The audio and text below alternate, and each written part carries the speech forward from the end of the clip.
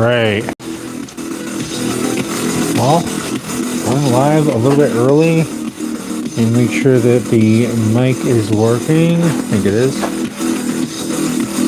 Let me get the crew out and get the light out.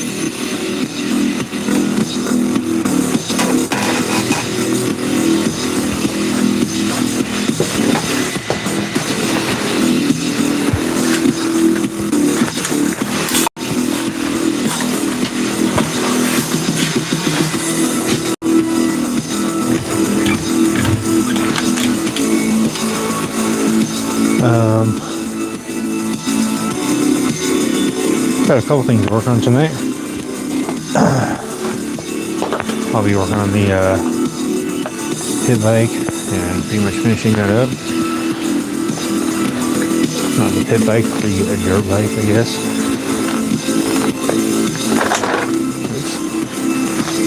And I'll also be working on the GY6, the scooter.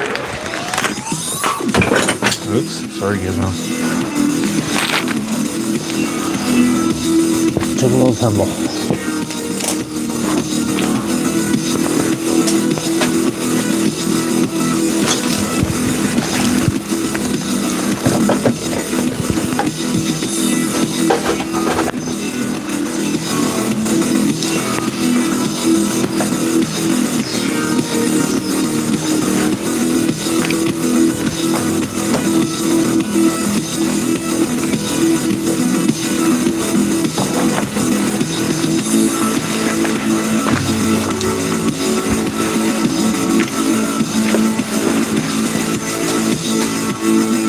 See, I guess I'll move this down here.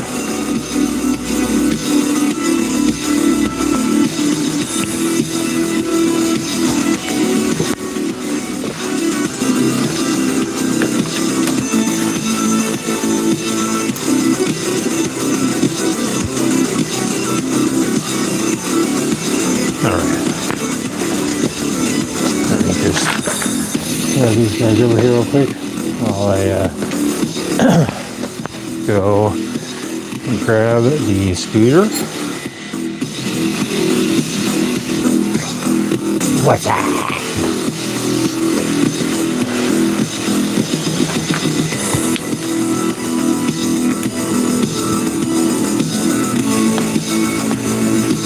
Let's see. I guess I'll put Tom up here.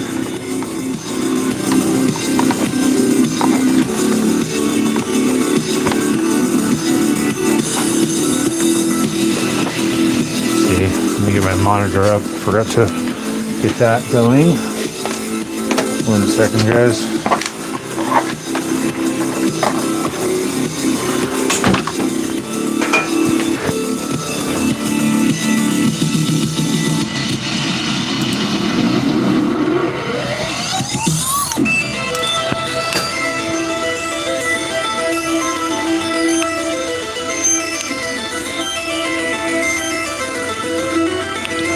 What's going on, Lisa Brazy? How you doing, Lisa? GPS, all right. Nice, Zero Cool Ninja.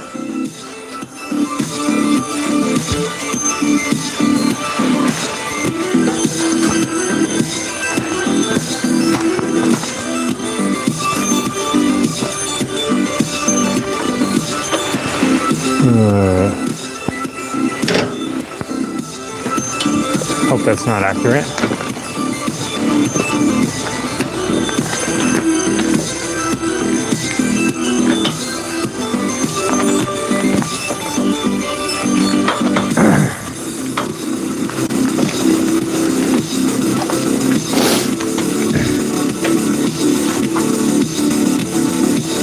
All right. See the little scooter they got going on. Thank you, Jay. I agree. Jesus does save. What's going on? Enjoy62137. Boo Plazer27 says, what kind of dirt bike is that? Boo, it is a SSR SR150. I'm gonna remove that just in case it is correct. I don't have any idea if that technology exists, but I won't probably take a chance. So this is the SR150. This is basically done, at least for what I'm gonna be doing to it. And this is the GY6 scooter that we've been working on live here at Fang's Garage. I'm going to take the seat pan off. Actually, I'm going to do a little tracing real quick with a marker. Yesterday did some welding, welded up some bungs on here.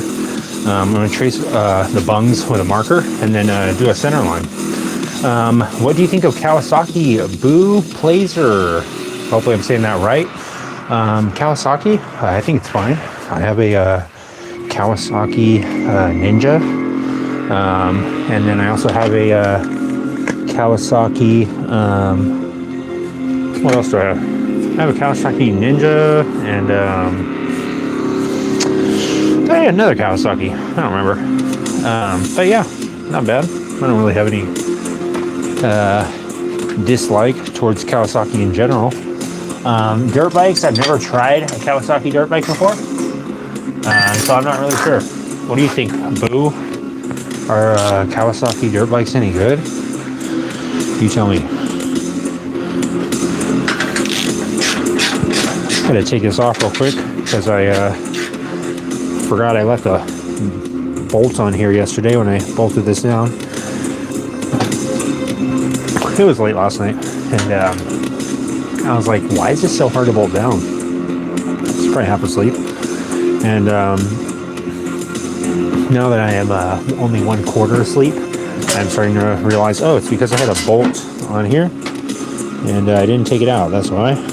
So probably a smart idea to take it out real quick, and then I can put this back, bolt it back on there, then trace out what I need to trace out,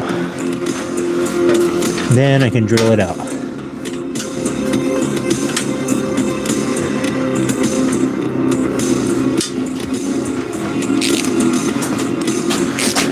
What's going on, YTS Pond 3758? Yeah, I love Kawasaki. I have two. They are super good bikes for the money. All right, Boo. They're the best Polish dirt bike made. Okay, E. Holden. Okay. YT Spawn. Thank you, YT Spawn. Let me show you the brake light. This is the little toolbox thing. Right here, this part. It's almost done, and well, you know what? The brake light is right here. I actually can't demo it right now because I've taken the battery off, and I took the battery off so that I can finish making the seat pan, which is what I'm going to do right now. I'll show you the brake light whenever I have it all hooked up again. I actually have to do some more tests and stuff to figure out the wiring. I think what I'm going to be doing is, I think I'm going to maybe put the battery and the CDI on there without the seat pan on there. And the reason for that is so I can trace all the wires and everything and see them all real clearly, and just make sure everything is good and test everything out, because for some reason this thing is not getting any spark, which is kind of a new issue since I took it apart. Before it was that issue, and then I refixed it. Turned out to be the coil, and then now it's, I don't know. I have a feeling it's something that I did this time. It's something I'm overlooking. So we will see. Sorry, let me read some of your comments. What's going on, Flokies Angels? How you guys doing? Kingpin 710 says, what's up, Cordy? I'm getting a bike, new project coming soon. Nice. What kind of bike, Kingpin? Glad to hear you guys are going live, Flokies Angels. Guys, go check out Flokies Angels if you want to check out some cat content and some hangout stuff. Flokies Angels, I am getting some holes drilled out for this seat pan. Get it bolted down, and then I'll hopefully start making a template for the actual seat pan. And I'm going to finish up the SR150 tonight.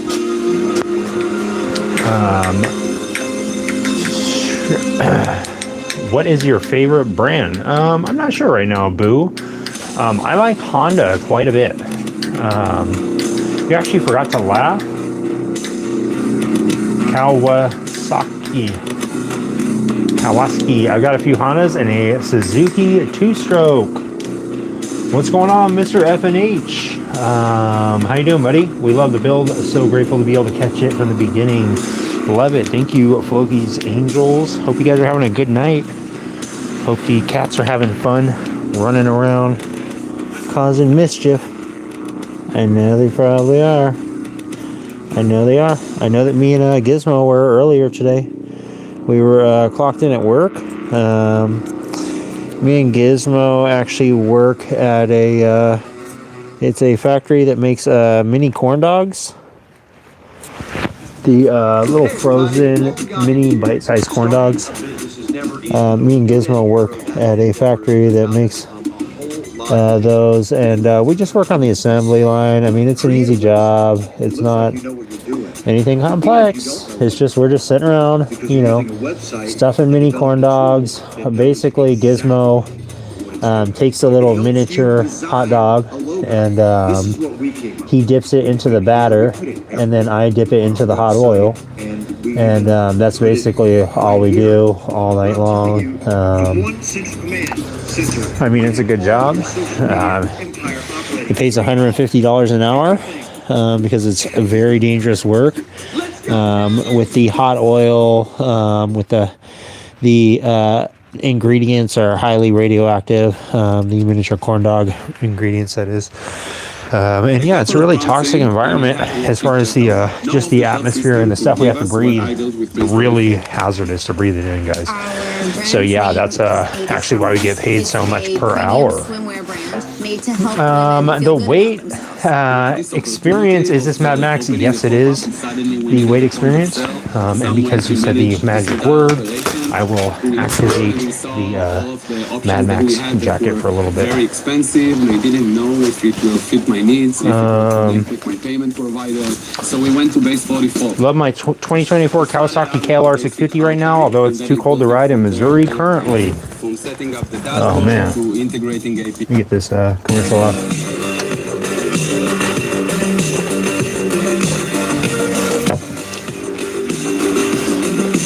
Probably a little too cold to be riding in Missouri, huh? Alright, I'll wear the Mad Max jacket a little bit while I'm working on the bike. Only makes sense, right? Let me see. Probably need, you know what? It probably would make sense if I actually had another piece right here that would buckle on and hold a adjustable wrench, but I don't know where it is. That's probably long gone.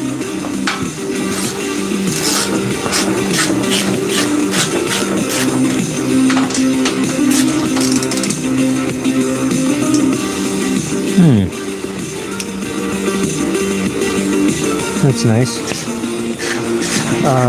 Probably about 10 live episodes ago, I burned my finger pretty good with a piece of filler rod,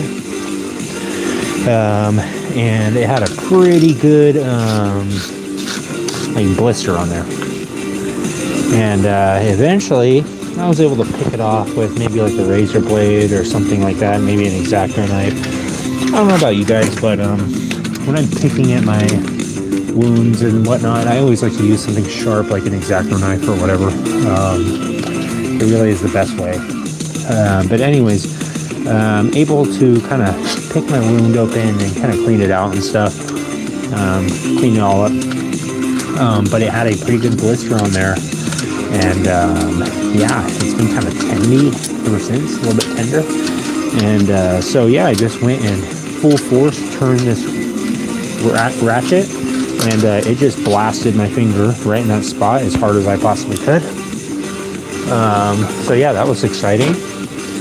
And then if you just saw when I did a little jump right there, because Tom the gremlin startled me. I thought I was about to jam my back into the handlebars. I thought, oh my gosh, that's gonna hurt so bad. was close.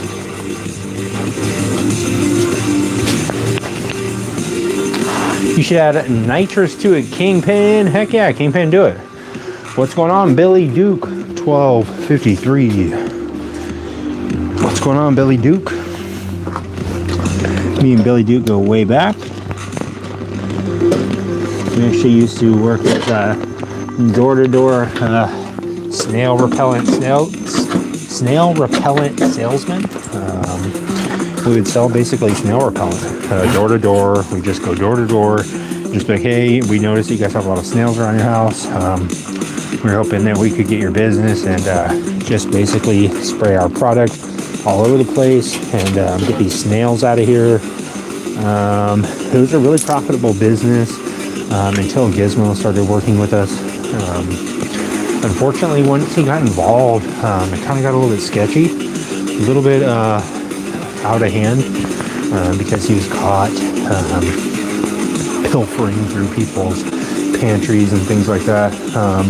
Whenever we'd be doing house calls, he'd be out there just running through people's houses, eating all their food, just freaking trying to attack their house dogs. And I didn't really think it was that big of a deal, but the customers did, and that's why I actually just had to shut it all down. Let's see, where's my...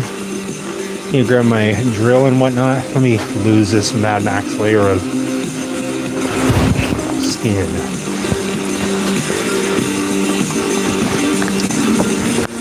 I'm glad you're here, Billy. Let me grab a couple things from the back layer of the cave. You grab a drill. Well, I'll bring you guys with me. I haven't brought you along in a while. Show you what's going on back here. What in the world? What?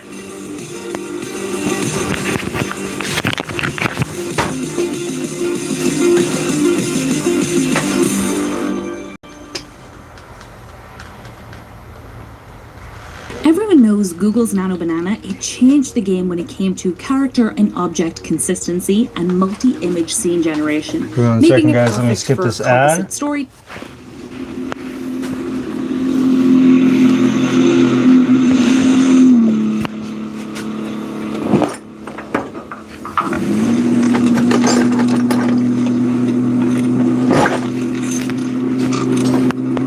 Let's see.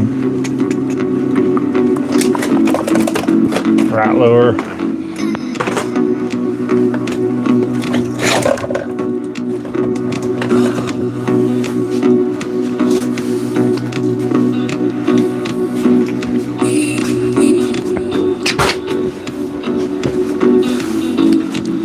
It's like a FPV, like there's like Call of Duty, but with like a tool game where you have to actually use the tools.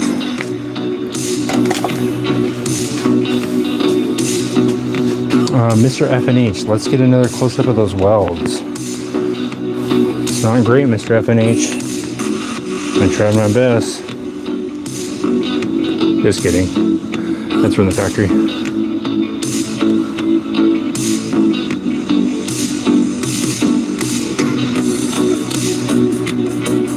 Not the best, but not the worst I've ever done.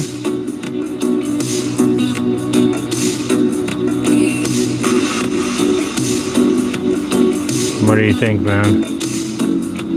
Some improvement, I guess. I probably was a little bit too hot with it.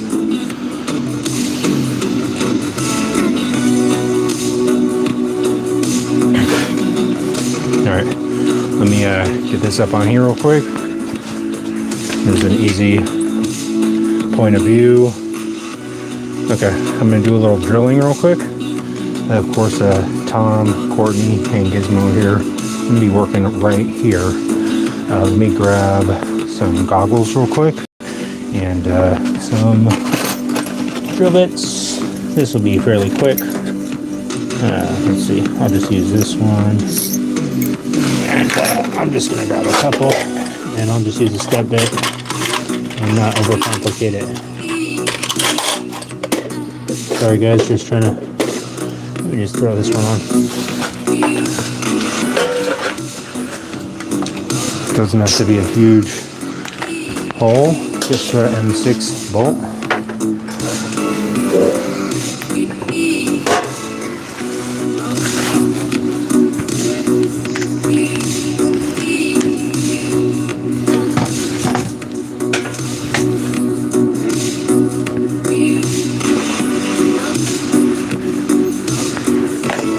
Okay.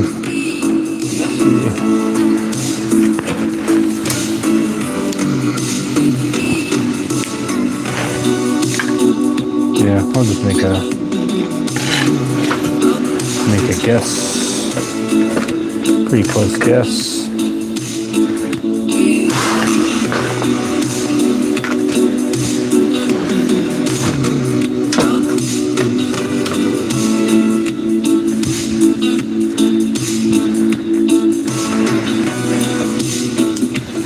Let me get the long nib marker real quick.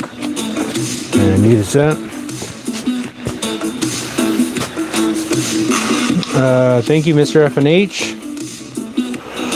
Have you seen the TIG finger or TIG finger XL? They help you protect your finger from heat buildup as you weld, help you glide along, help keep a steady torch height as you weld. Bear 1245, Americans are so weird. Thank you, Bear. I'm glad you're here, buddy. Yes, we are very weird, Bear. This is pretty much normal for Americans. We pretty much have little gremlins running around helping us with our projects. We have distant relatives hanging out and helping us with paperwork. And we have people over that are just trying to eat our food. It's basically how it is in America. And we love it.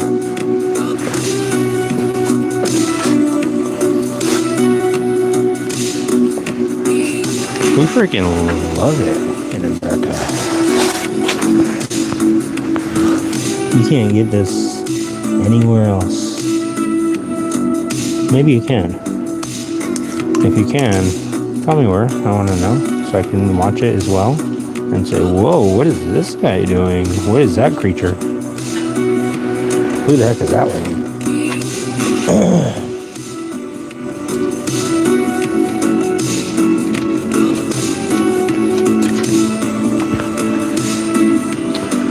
Okay.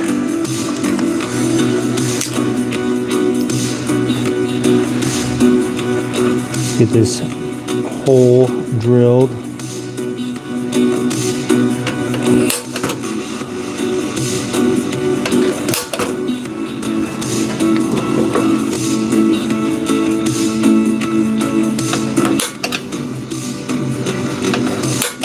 If you think this is weird, Bear, you haven't seen anything yet. This must be your first time. That's alright, Bear.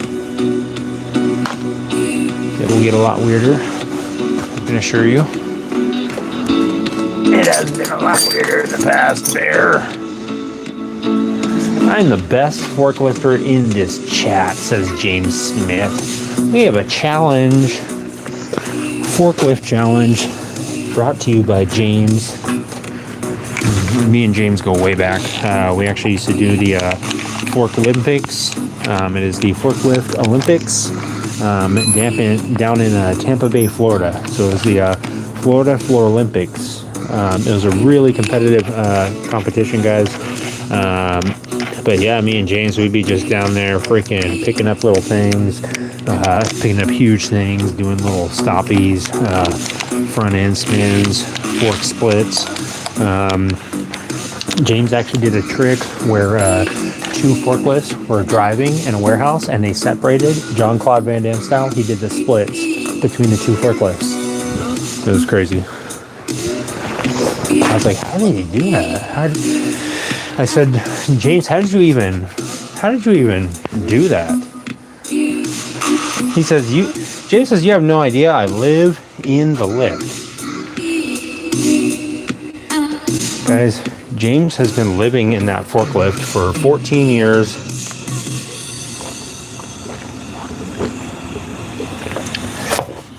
Check it out, guys. It's on his Instagram. It's actually really cool.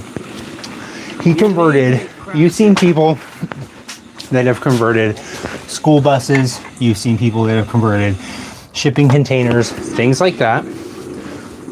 James converted a forklift into a little apartment. Do you see what's going on with this? He converted a forklift into a little apartment, and he's been living in it for 14 years, guys. He's been living in there. He has a little tiny kitchen. Once you enter the forklift, it has the standard style door, but it has a lock on the inside, which most forklifts don't. You open it, and it has a full 1-bedroom apartment inside. It's got a loft, it's got a bathroom, it's got a shower, and even a little built-in kitchen. You wouldn't think it would fit all inside of a forklift, little driver cab, but it does. I don't know how he did it, guys, but James is he's a magician when it comes to that kind of stuff. Really hard to believe. All right. I am going to drill this out. Let me see. See if we can get a little bit. Where's that thing? There it is.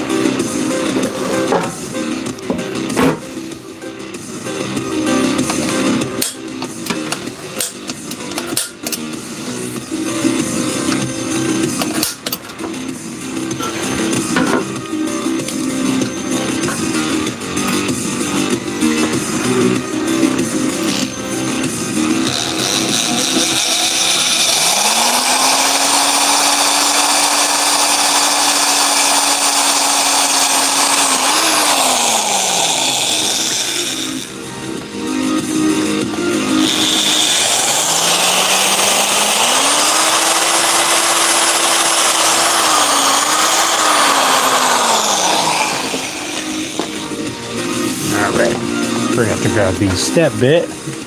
Grab that real quick. It's unfortunate I dream about it. Honestly, I can't catch a break. Mr. F&H says, yes, I have seen those little tag fingers, Mr. F&H, if that's the comment you're talking about. I had one of those, and I don't know if it was just because it was a knockoff one or what exactly it was, but it like burned up. I got all, I don't think it completely got burned up, but I think that it, if I remember correctly, it just like came, like the fiberglass material like came all undone. I think that's what happened if I remember right. But I remember I was like, what the heck, dude? It only lasted me like, I only used it like 2 times. But it actually did work both of the times. But I mean, I don't know. It kind of helps me to feel how hot the material is, as dumb as that sounds. I'm looking for the step bit. I don't know where the heck it is. It's like out in MIA now. I use this little cheap step bit from Harbor Freight. Hopefully it'll work.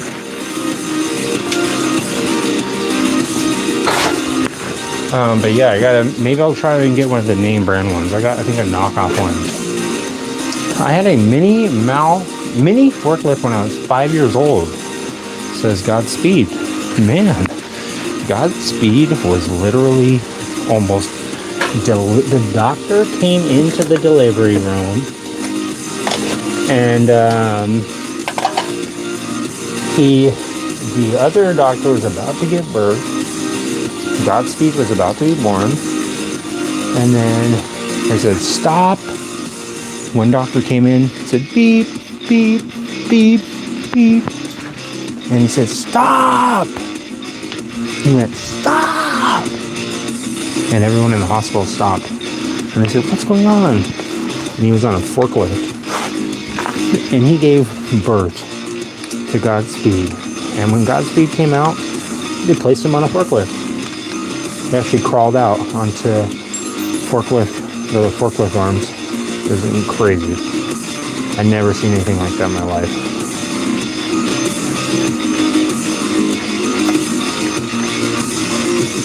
I said, this is insane. How do you guys coordinate this?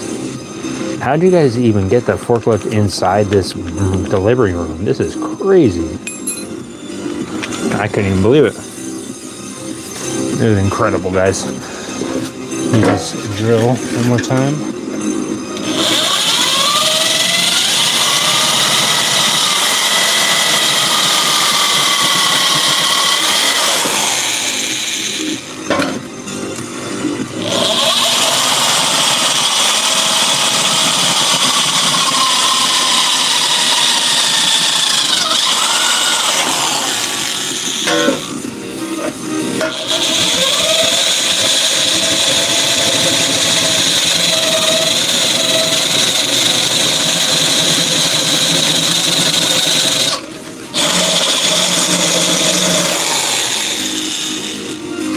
Okay.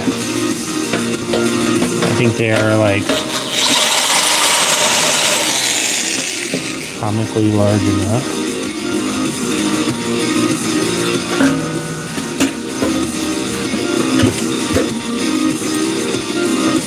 Okay.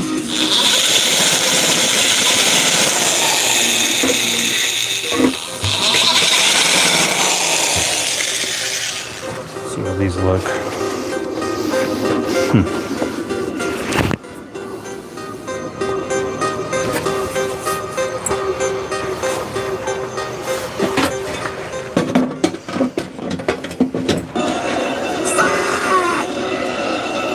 Well, it looks like that's how I had it. Okay. I guess it's on there correctly. I could have sworn it looked like it was really crooked, but who knows? Maybe I did it perfectly. Let's try it and see. Josh was just a creative guy with great ideas until he started creating with artless. Let me grab my glasses and move them off the floor before I crush them. Let's take a look inside. This is where Josh eats breakfast. Okay. Enough with the name calling.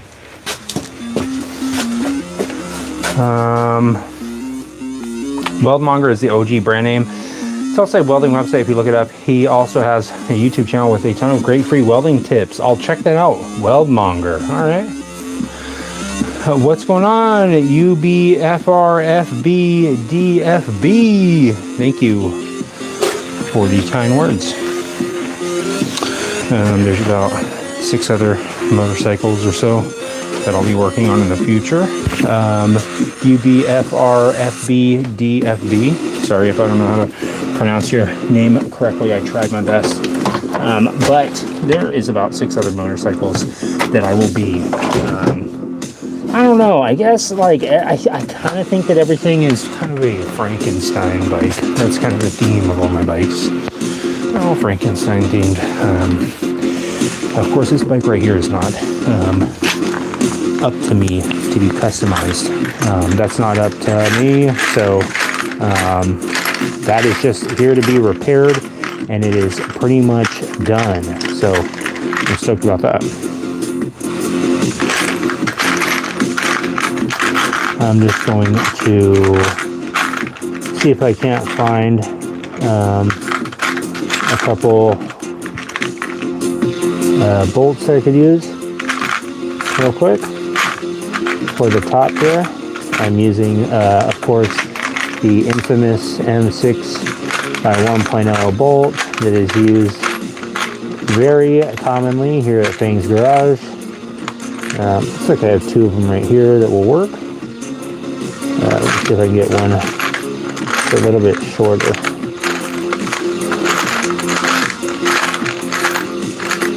Okay.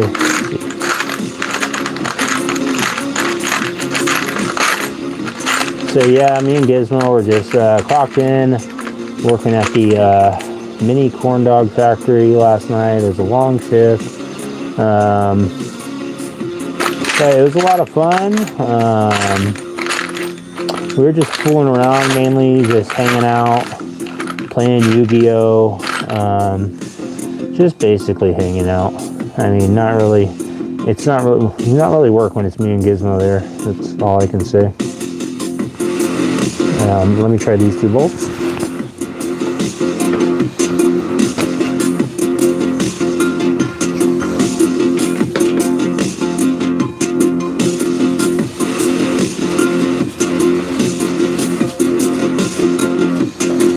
Again, these holes are comically oversized, so I can give myself a little bit of leeway here, or a lot of leeway.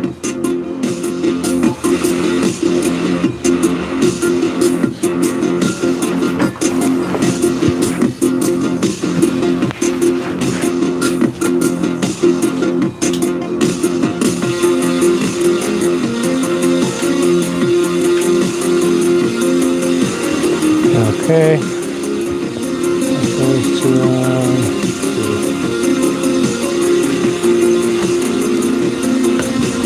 These two.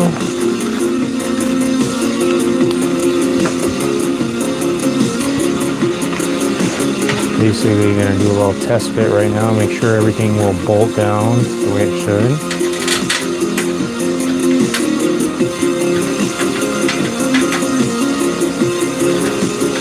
Again, guys, it is not symmetrical on purpose. This would be artistic, right? If someone wants to question you and say, why does that look so crooked? You say, it's because it's art, okay?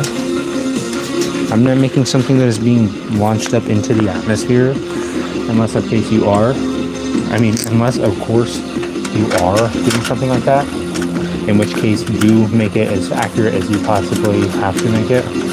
Do not screw around. If you're making a paraglider, don't be artistic, okay? No one needs your artistic touch on a paraglider. All right. If you're following along and you're crafting hot air balloons, okay, there's no need to be creative.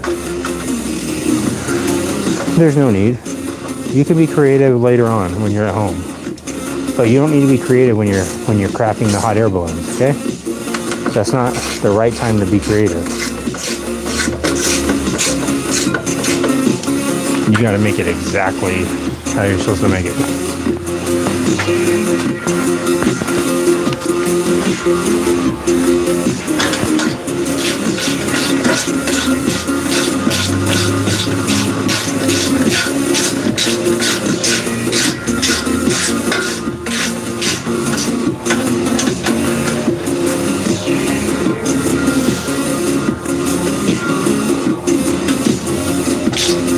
Okay, let's see if these two new bolts are gonna be good.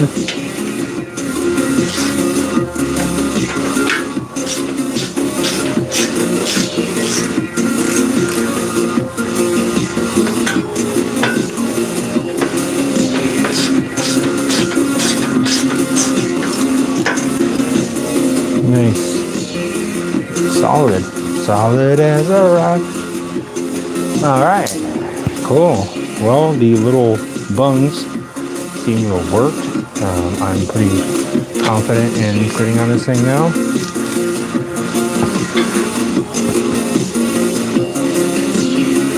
think it's good. It'll be even more secure once I make the seat pan for it. It'll be boxed in and everything. But yeah, if it can hold me on there, I think it'll be good. I feel confident riding it around like this. Of course, I need to make an actual seat. But now that this is solid mounted on here, now I can actually trim this a little bit and cut it out. And yeah, start making the actual seat pan. Save time creating content and generate These bungs are a little bit, of your voice with just a little off. Change the way you record podcasts, okay. voiceovers, and branded content with the #1 AI-powered voice generating technology. Stop searching for the perfect voice. Again, this is all going to be time re-recording take after take. Underneath the seat pan, so you're not going to even see this unless you take the seat off. In which case, I'll say, "Don't look at that."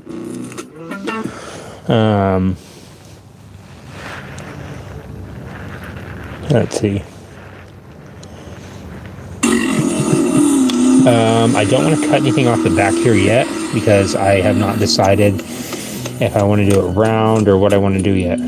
So I don't want to be too hasty with that. I'll wait with trimming this back piece. Let's see here. What I could do is I could start making the template now for the C-pen.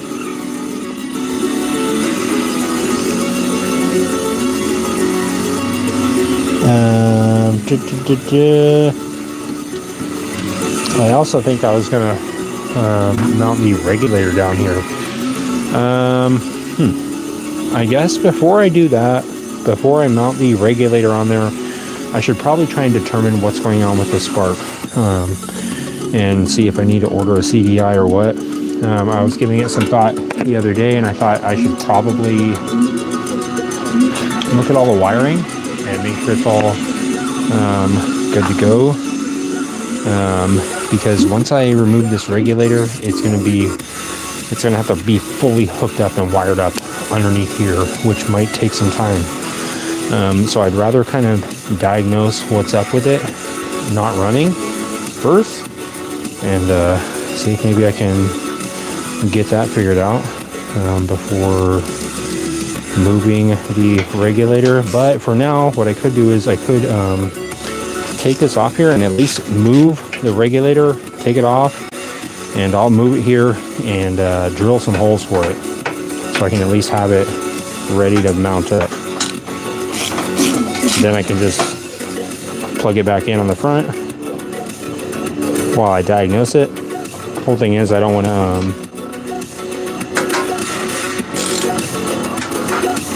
to take the wires all apart for the regulator and then be like, oh man, now I don't know if it's because I unplugged the regulator now. The regulator I know is all hooked up correctly, so I'm gonna look up a wiring diagram for this thing. It's 2008 Lance Milan GY6 scooter, and I'm just gonna double check and see, and I'm gonna use the multimeter. I'm gonna check and see if I can tell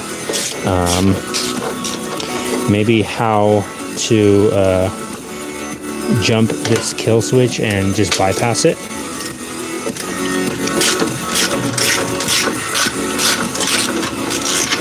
See if I can tell how to do that real quick.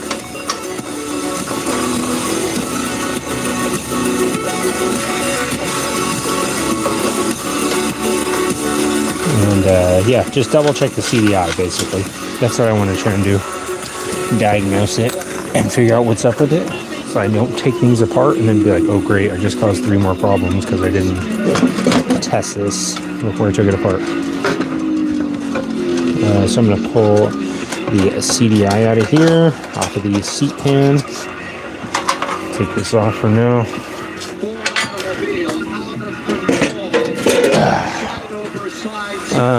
Did you forget the washers on that seat pan? Mr. FNH, yeah, I'm probably gonna put some washers on there. I'm not gonna leave the seat pan on. It's gonna be taken on and off about probably 10 more times. That, like me, I build model cars. I built them how I want. Nice, Jody. Glad to see you're back. Put you a bar stool seat on it. That would be cool. Put a little bar stool seat. What's going on, James? How you doing? James is back, guys.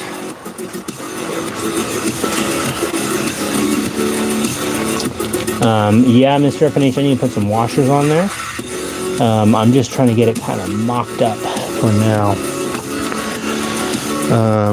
Let me get this regulator on here and get it marked out. I don't know what's going on with my foot, but it feels like I ripped my Achilles tendon. I guess freaking crushed it with a gigantic rolling pin or something. I'm not sure how that happened, but that's how it feels currently. That's fun. See if I can get a little screwdriver in here and help me get this thing out. Jim! What's going on, Jim? Dig Jim is back, guys. Call him the Slim Jim. Back in the day. That is, of course, before he got ripped. He got totally ripped. I mean, he was lifting weights every day, just totally getting just ripped. I said, Jim, how are you getting so ripped? He said, I'm tired of people calling me that name. I said, what name? He said Slim Jim. But oh. So he did it, guys. Mr. Olympia, 1992. He beat Arnold. Check it out. Look it up on Wikipedia. His name is Big Jim Henderson. He had the nicest mustache I've ever seen in my life. Crazy. It was the most well-groomed mustache. I'll give him that. Put mine to shame. I know that. So, got this little regulator right here. Let me get you guys in on the action a little bit.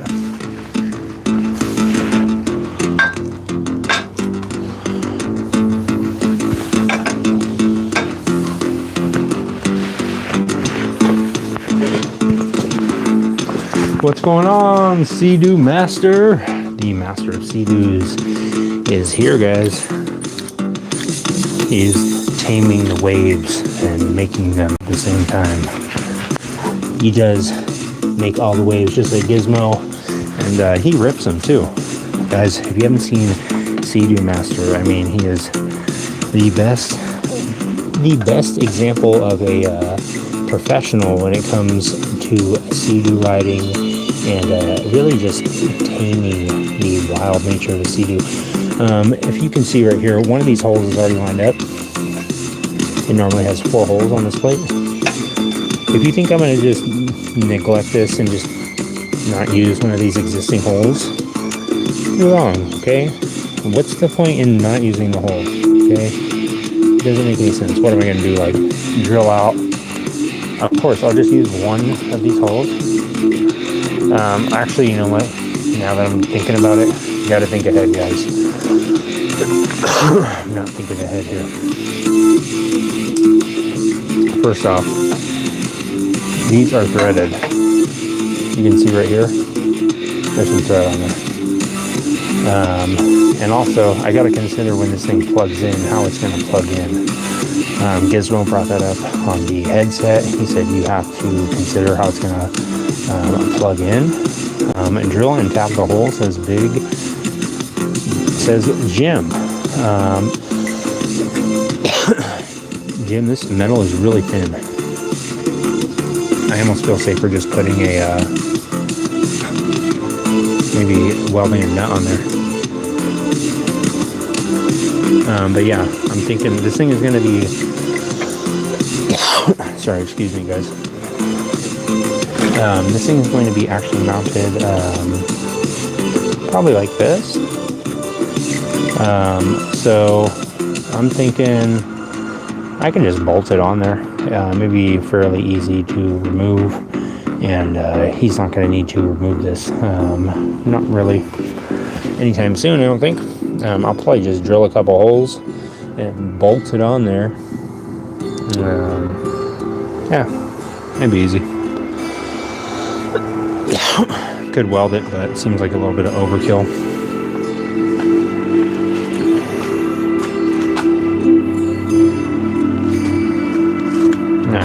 Get you guys on the reverse cam over here.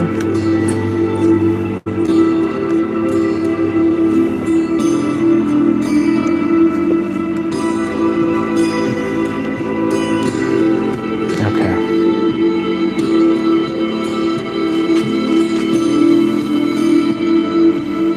That looks good.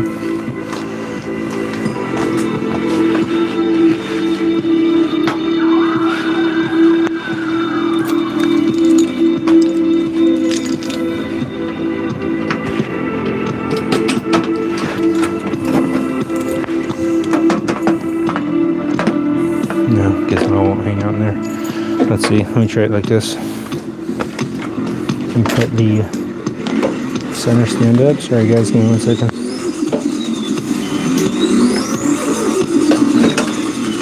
Okay.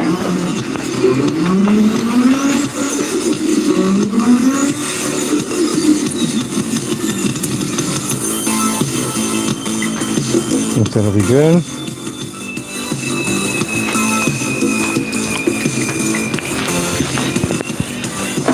No, I think Gizmo will hang out there. No? Maybe not? Okay.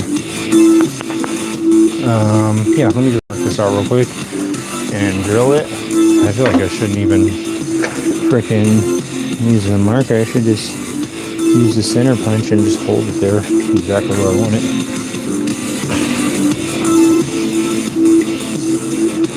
Yeah, I'm thinking it'll probably go. I think it'll probably be better. Oops.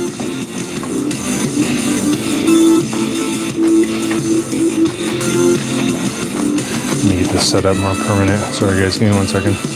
Let me turn these bars like this. There we go. Okay.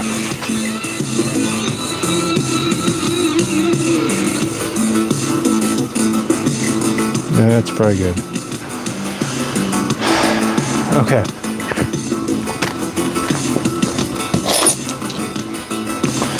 This is actually, I'm thinking, going to be mounted on the bottom, underneath. That makes the most sense to me. Maybe... My gosh, what is going on? Why am I coughing so much? Feels like I'm inhaling a bunch of dust or something. Let me just try and drill these out first.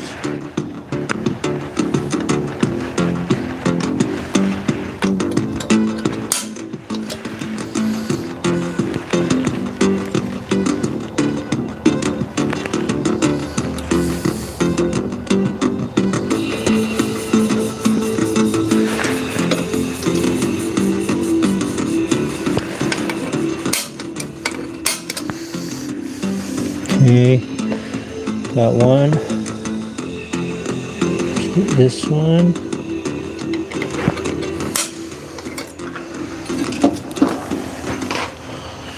Sorry guys, on a little bit of a ride As you can tonight. tell, I was not created by GoDaddy Arrow. It uses AI to create great-looking, totally pro logos in minutes. Let me just like him. Now that's a horse. Me? I look like a two-legged oh my dog. gosh, what the heck is Dog going on? horse. I'm a dork. Feels like I just inhaled a bunch of sawdust. What's going on, Grass Bass? How you doing, buddy? Just got over the flu. Oh man, I just must have got under it, but man, I don't know what's going on. Mr. FNH, I'll catch you over the weekend. Gotta run, bud. All right, see you later, Mr. FNH. Have a good one, man. Bio T Trick. Do you know the difference between a joke and 3 wieners? A woman can't take. All right, nice, Bio. What's going on, Joshua Strang? How you doing, Joshua Strang? How you doing, buddy? Lisa, what did you miss? Just some jokes, some raunchy jokes in the comments. And just doing a little bit of drilling here on the scooter. Yeah, just gonna try and get this little regulator mounted, or get a spot for it mounted, or a spot for it drilled out, so that in the event that it is ready to mount, it can mount on there. Just going to require a couple simple holes. I'm just trying to get the power tool stuff out of the way before the end of before it gets too late. I try and get all the loud stuff done early, Lisa, and I usually start around 9:30. I got a little bit of an early start tonight, so yeah.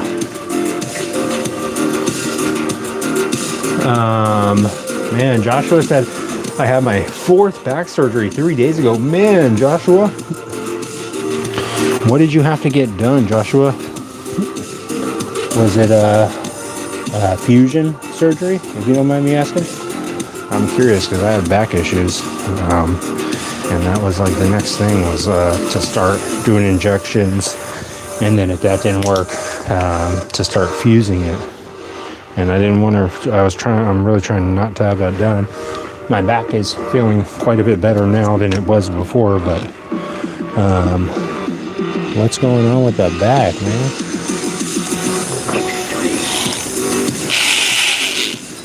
Okay.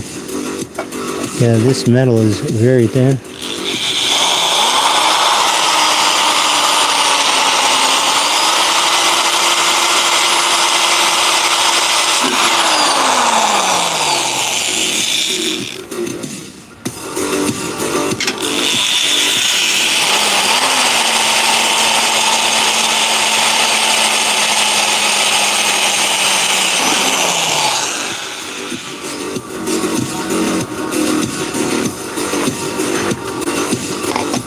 sure that this is gonna work.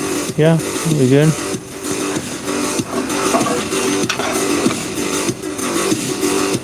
Okay. Just gotta drill it out a little bit more. And we'll be good to go.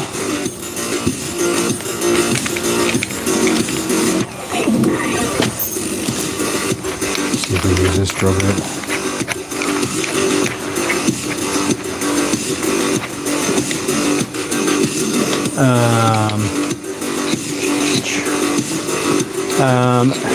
Jim says, I finally got my shower today fitting. Nice, Jim. Glad to hear that you got your shower. Glad to hear that, Jim. Joker Fall 911. Howdy, brother. How you doing? Doing good, Joker. How are you? I hope you're doing well. So much for the third time's a charm on the infusion. Oh, man. Do not get the Mogwai wet, says Ziggy. I will try not to. Ziggy. I have 130 screw pins and 3 rods in my back now. Gosh. Well, let's hope that this one is going to work. I hope everything works out for you, Joshua. And so does Tom here. Hope you feel better, Josh. Feel better. You're gonna be fine, Josh. All those little bolts and nuts, you can use those. Use them for a project.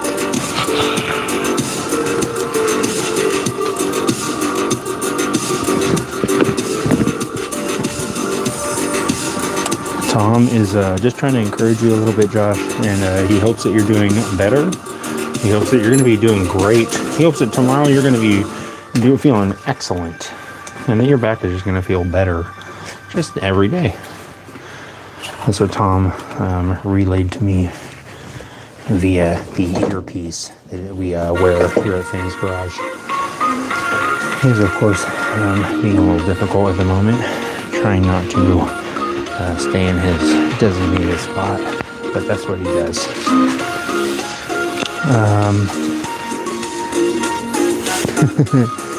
Oh man, he said it was related. That's all right.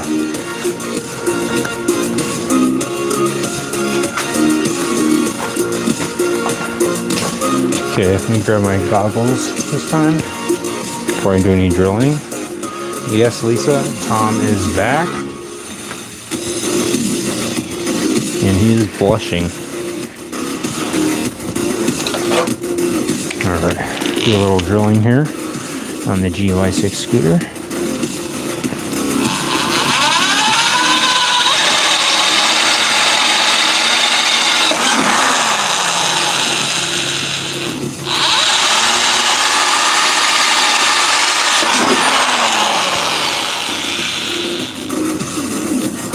Again, guys, if you are following along on your GY6 scooter and you are drilling out the holes, feel free to make them a little bit bigger than necessary.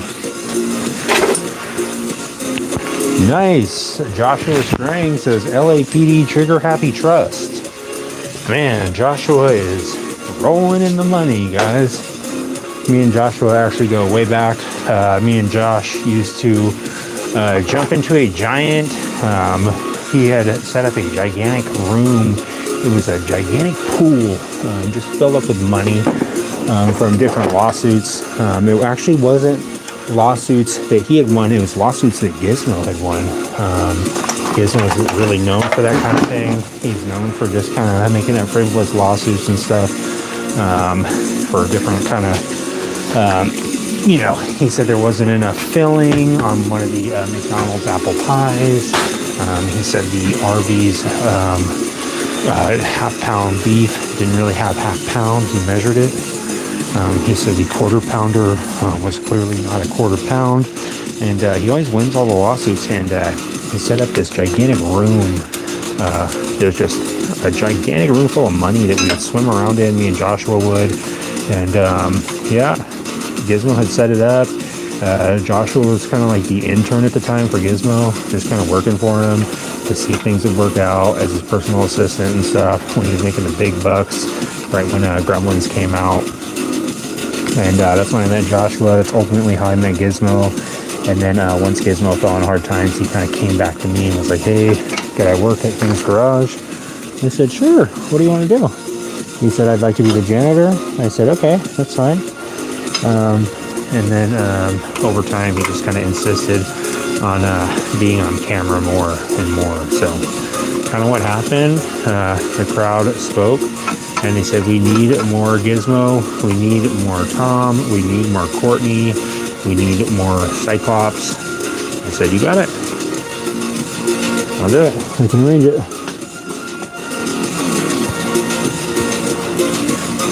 Okay, just cleaning out these holes a little bit.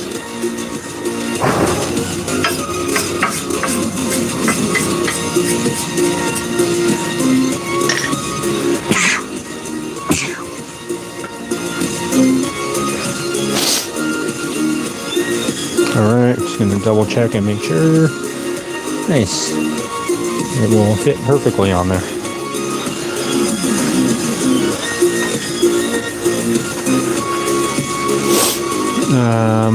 Jim says, do you have any cordless drills?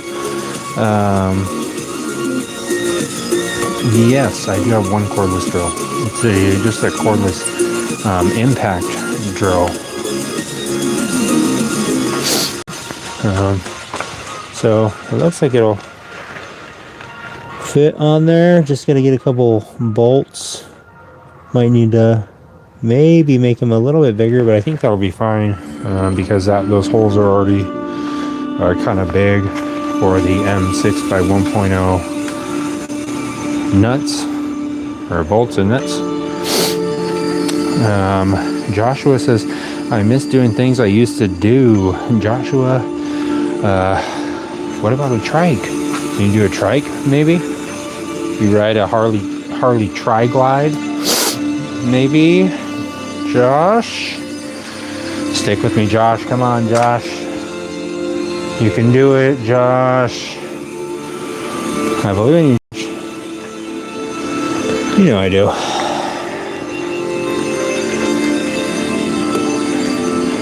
And more importantly, Josh, I know that you believe in you. And that's really what matters. When you really think about it, Josh, it's really because you believe in you. That's why you're going to get back on that bike. You're going to ride that Harley Tri-Glide. You're going to look back in your rearview mirror, because I'm sure a Tri-Glide has a rearview mirror because it's kind of like a car. And you're going to say, forget this. You're going to say, forget this old feeling that I can't ride no more.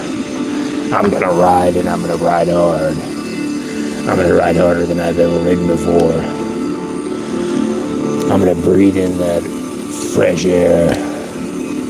I'm going to never look back unless I'm hitting reverse, because the 2026 Harley-Davidson Tri-Glide comes with a full 6-speed transmission with reverse. Powered by the 117 CI twin-cam engine. 158 horsepower and 100,000 pounds of torque.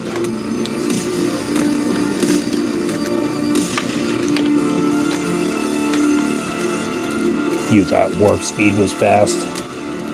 Just wait till you get on this thing. What is this wire? Interesting. It's just a rogue wire with nothing attached to it. It's a black wire with a... Wait a minute. Huh. I wonder what this goes to. Let me look up the wiring diagram on this, guys. This is going to take me a second. Yeah, Joshua, you got to get on that. Get back on the horse. Sorry, guys. This is going to take me a moment. I'm going to look up the wiring diagram for a GY6 or wiring diagram. 2008 Lance Milan. I thought I had found one the other day.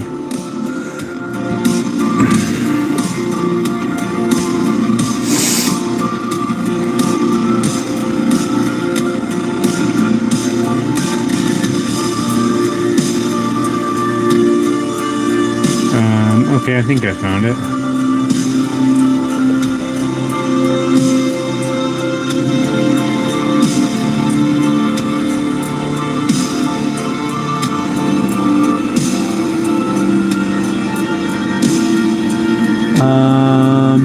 Sorry guys, I know you're just looking at me and looking at the computer, but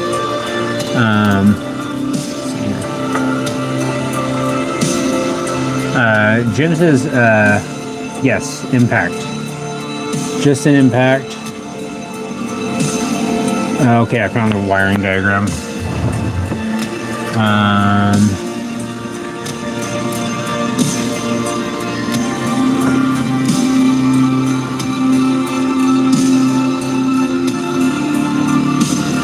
Okay, so the starter switch, let's see, starter relay, I'm looking for, oh, there's a CDI right there, okay. So it has the orange wire going from the CDI to the ignition coil, which needs to be grounded out. The green wire is, I believe, for the ground. Yes, the green wire is the ground. Let me print this out. Let me see what page this is. 43. Let me print.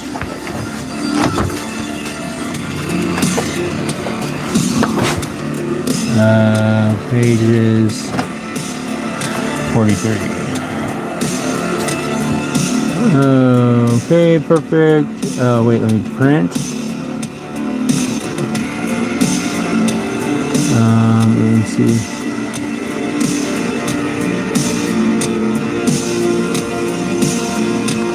Okay. Put it out and see. Oh, I don't tell me it's printing it all tiny. No, I guess it's okay. Let me see if I can make it fit to page.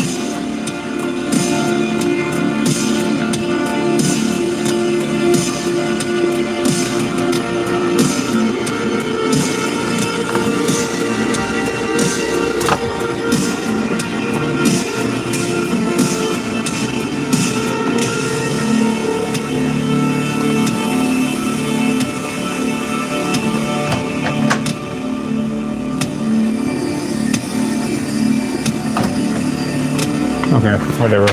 I got it. Okay, let me grab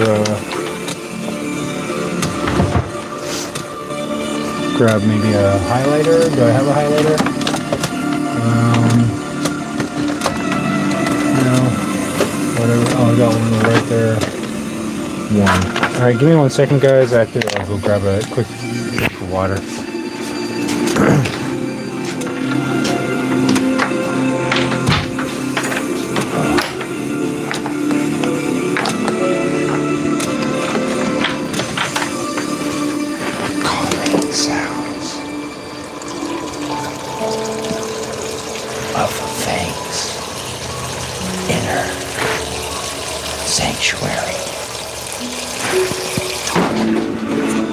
Big games, big finales, big relief.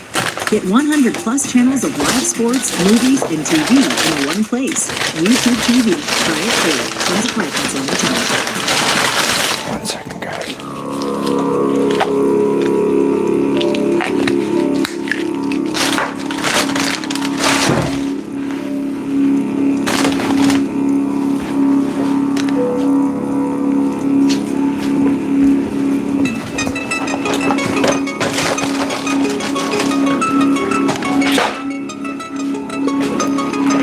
Oh, great. Oh, man. I dropped all the Scooby snacks.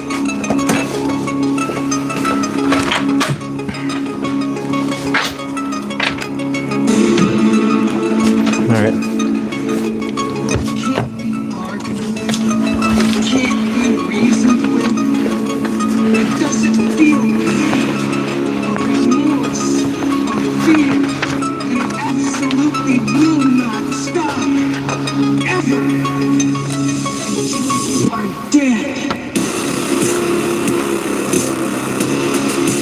what I'm looking at right here. I'm looking for the kill switch.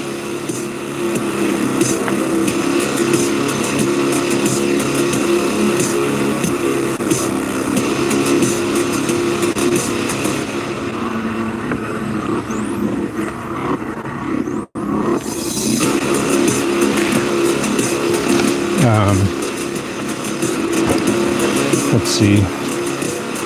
Horn switch, auto choke, CDI.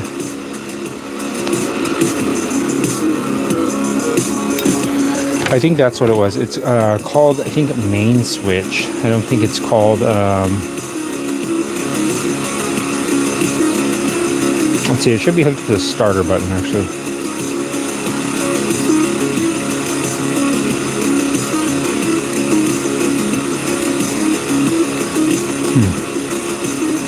That's weird. It seems like it's like slightly off. It says start switch, light switch, but that's not on the same circuit.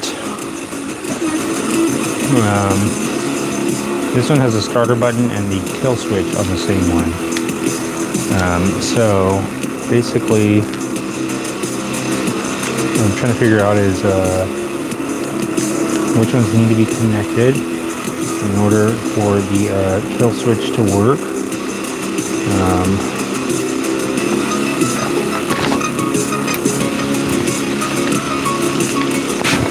But this is making me think that something is off, actually. I found this wire right here that is coming out of this wire bundle, and it's just going to nothing.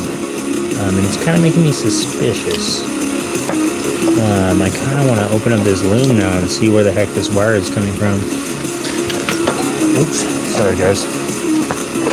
Keep forgetting that this thing is not everything. Let me put something underneath this tire so that it doesn't do that anymore. Or not as bad. How about this? Better? Okay. Yeah, there's this one wire. I'm not sure where it's coming from. But it looks like it is a black wire with a tan line on it. I don't know though. It doesn't look like it was being used for anything. Yeah, I'm still suspect. I don't know. It seems like there's just something that is not hooked up correctly with this CDI or something, because it's just not getting spark, and it was before it was taken apart, and obviously I'd like to take care of that and figure out what's up with it before diving too much farther into it. I'd like to know that once I get the handlebars made that I want to make and the seat made, that it'll actually start and everything. So I want to double check that all the wiring is all done, so I don't have to like relocate anything when the seat is already made or anything like that. So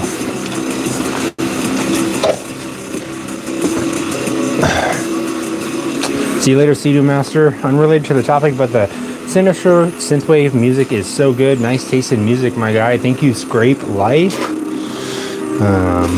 It does get a little bit sinister around here when Gizmo does get hungry. I don't blame him. I get a little bit hangry sometimes too. Let's see. So I'm just going to be trying to get this thing figured out right here. Let me grab another light.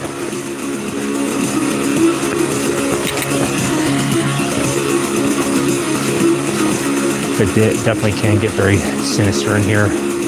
And Gizmo hasn't had his snacks.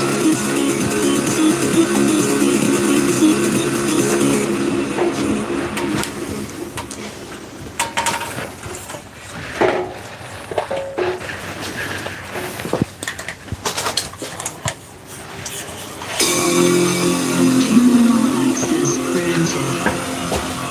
New message. If you have received this encrypted message, Okay, I want to get this over with so I can get on to the fun stuff, which would be making the handlebars and making the headlight fairing and stuff like that. Finishing up the toolbox. This wiring stuff, not my favorite. It's fun, but it's not my favorite. Alright, got one more light up here. Hopefully this will help. There we go. How's that? A little bit better.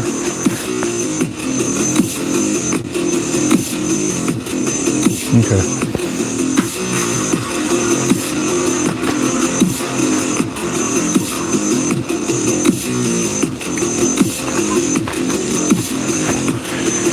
Alright. Let me get my vice grip on this chair one more time. Since that is what it's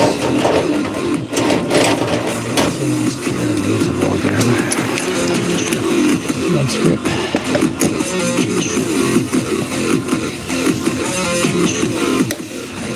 It was about control. Let me grab my multimeter real quick, because I'm sure I will need that.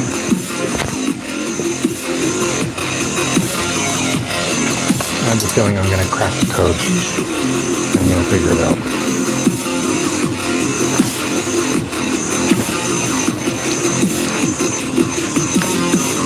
See, we have a 10 mil nearby, kind of. Okay. So weird to sit on this chair and not have it not flop down and startle me all crazy.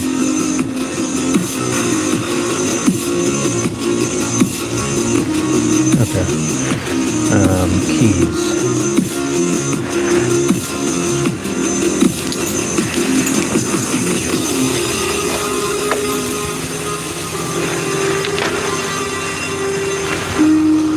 Get the battery hooked up.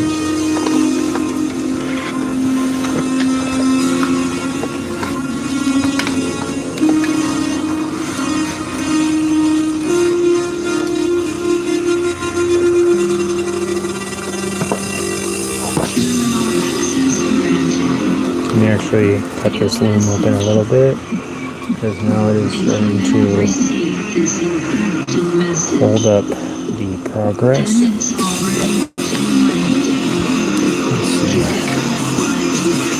You have a razor blade or something to cut it.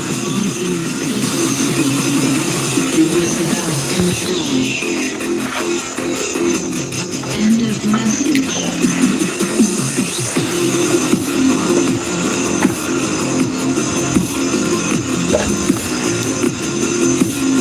End of message.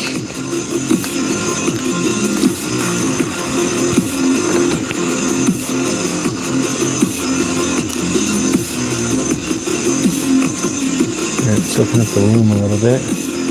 See what's going on inside. A little surgery on the nervous system of the bike. And see what is going on. There seems to be some sort of break in transmission when it comes to the CDI. I don't know if maybe it's not being fed the right info, or it's not feeding the right info, so that's what I gotta try and figure out. Get to these wires and see what's cooking underneath the surface.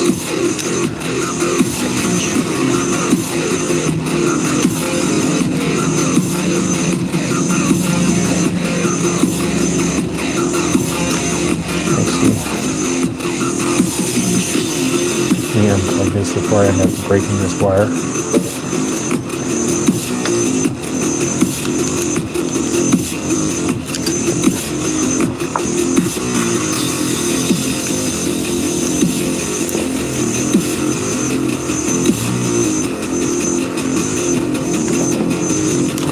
Yeah, the Control. wiring diagram that is from Lance themselves. It says it's for this ear. It does not appear to be the same color on all the wires. So that's cool. Makes it a little more interesting, a little more fun, a little more entertaining. Of course, getting your hands covered in all this 18-year-old electrical tape gunk is fun as well. If you guys need to find something fun to do when you get off work or something, you can go ahead and grab some old electrical tape and just start rubbing it all over your hands, and you'll spend the next 3 or 4 hours trying to get it off there. And it's pretty fun if you're into that sort of thing. Not everyone is, but some people are. Just a suggestion. Another fun one is just rubbing some wheel bearing grease all over your hands. That one's good. That one's real fun to try and get off there.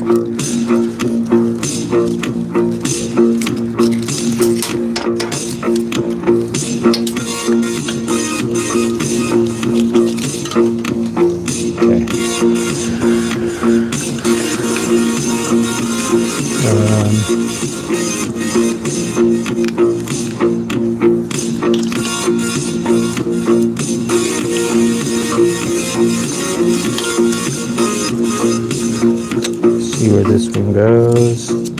So the black line with the tan line.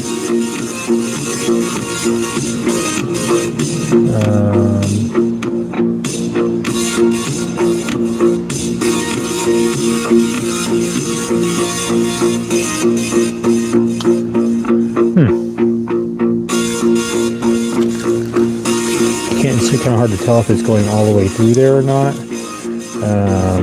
Let me see. It's just one rogue wire that is just sitting there with nothing attached to it, and I just want to double check and make sure it's not supposed to have something attached. Does it just disappear and get absorbed into another wire? It might, actually. If that's the case, then I can eliminate it.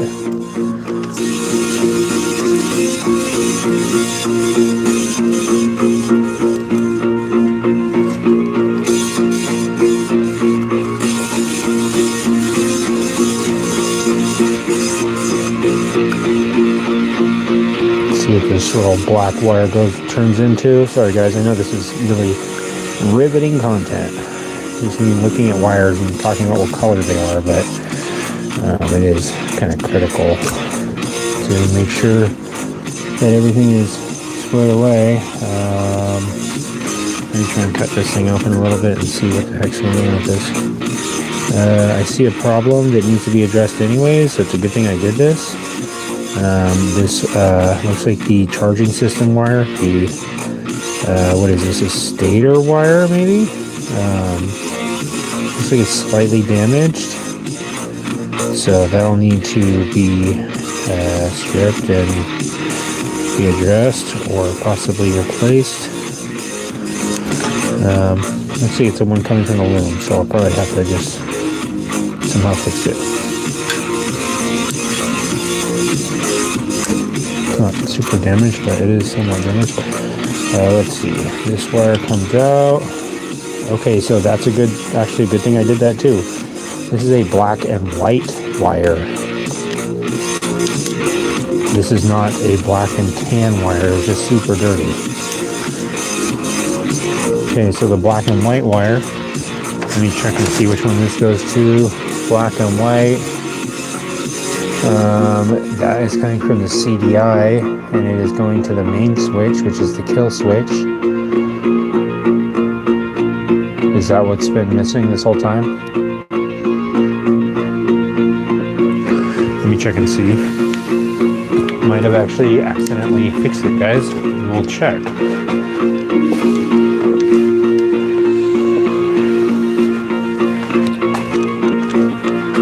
Alright, look up the battery real quick. If this thing is reading, it might just need a ground. If that's the problem, that would be great. We'll see.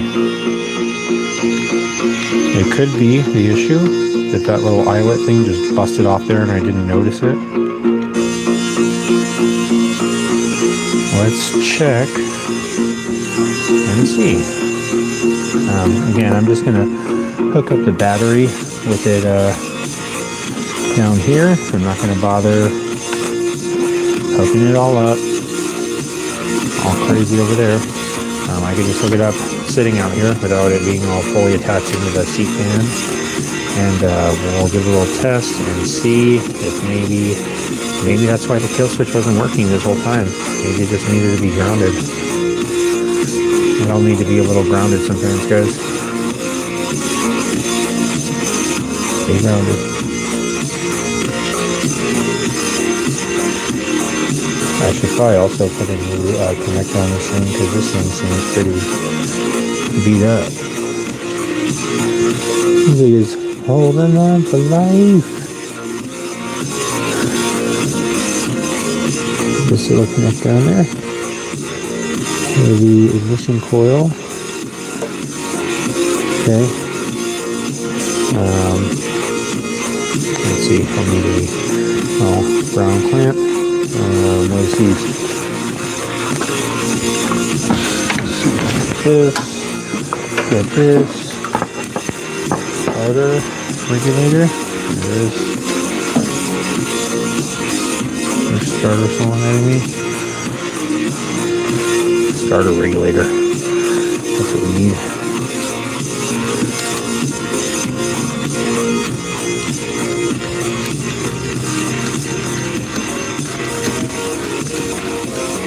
Okay, that's on there.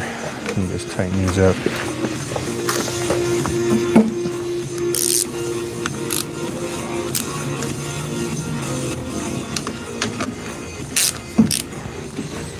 Okay,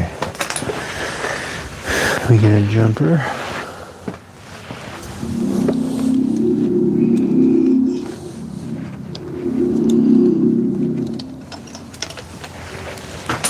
HBO Max is available on YouTube. Enjoy the latest releases. He's not your average kid. I will change my destiny! Big NFC East matchup. What kind of comedy show did you think you were seeing tonight? Hustle and relocados become the rivals. I know about dating. Dating takes risks. Love is easy. Get more of your favorites on HBO Max, Paramount Plus, MGM Plus, and more. Find must-see movies and TV on YouTube.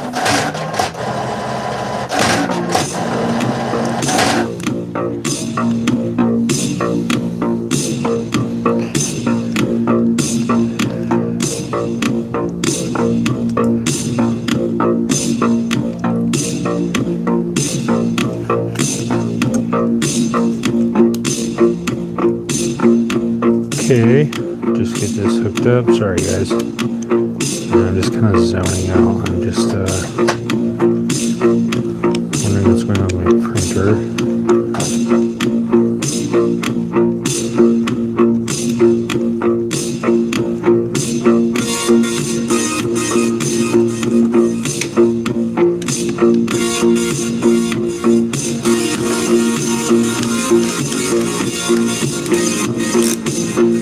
Okay. Let me see. Is there anything else? I don't think so. I think that is pretty much it. I think I should go to try and start it. Alex Ramirez, a fire in the hole. Exactly, Alex. Let me try and start it and see what happens.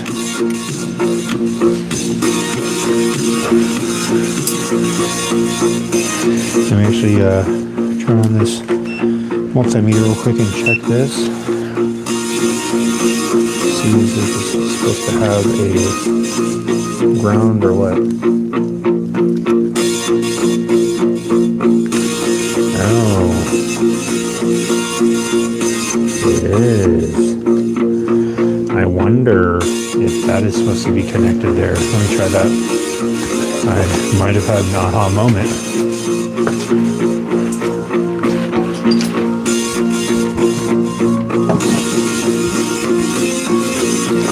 I'm going to actually try and start it and see if it'll start. I think it will. This black and white wire is going right back here.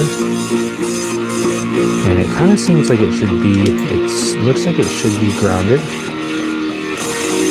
And this one looks like it should be grounded as well. So I'm going to try and connect these two wires and see if maybe they were supposed to be grounded together. And maybe they just got separated along the way. Let's see what happens. I'm going to try and connect the spark plug wire and everything and see if it'll actually stick. And let's do this.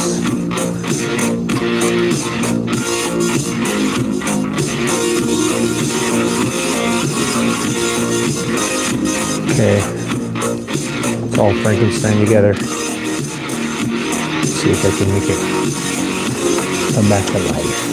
And make sure this spark plug is tightened up.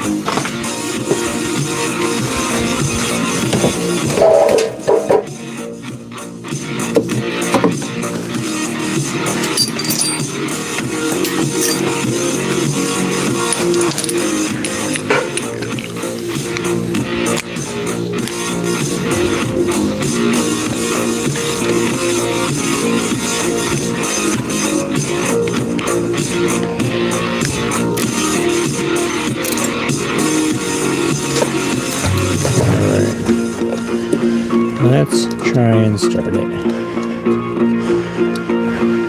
Ready? Hold on, Gizmo.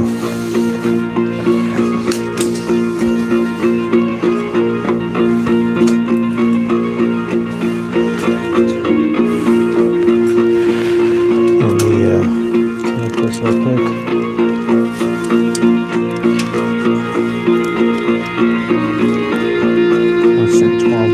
Here, and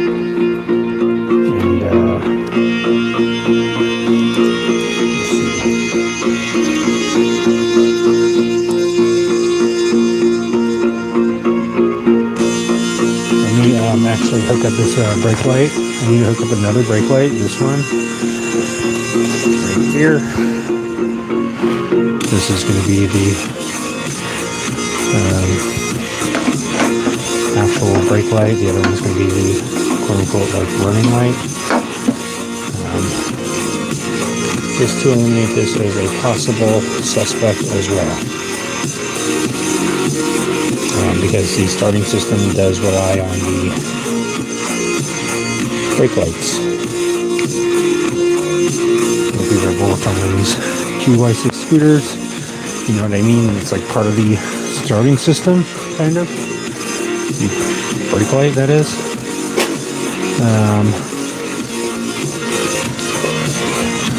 Gonna get this one last little lead. I think it'll be time to test fire it. See if it'll work. Yeah, I know. I need a little tester. I forgot to turn you off. Okay.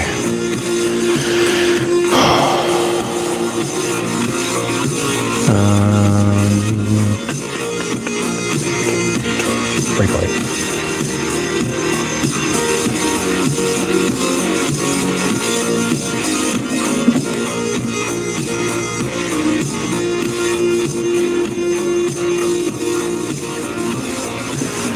Actually, this might just need to go to this. Let's see. Do a little test. Okay, the rear lights are on. We hit the brake light.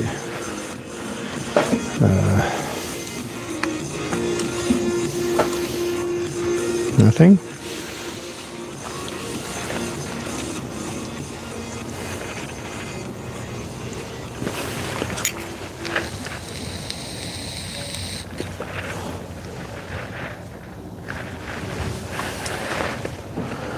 Try this. Huh.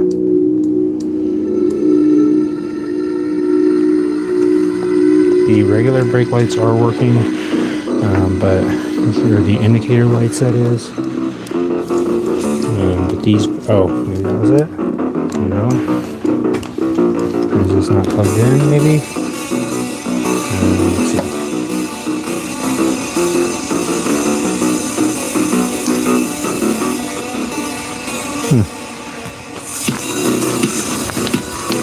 Let me try and plug in the other brake lights and maybe the other switch.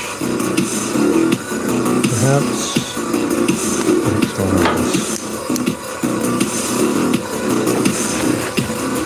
Did I hook it up wrong? No, ground. That goes to the ground. Oh, maybe it's supplying a ground for this.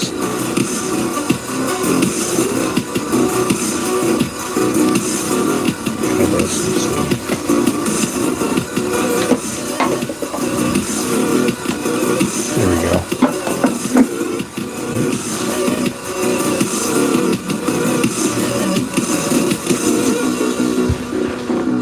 Okay, so we know that that's working. Gizmo's keeping an eye on this light. Okay, let me try and start it up and see what happens. Alright guys, ready? Give it a little start.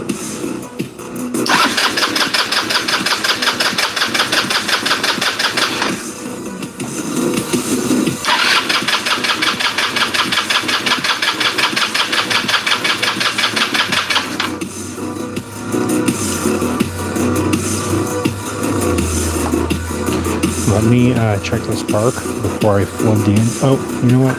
I probably need to have this plugged in, huh?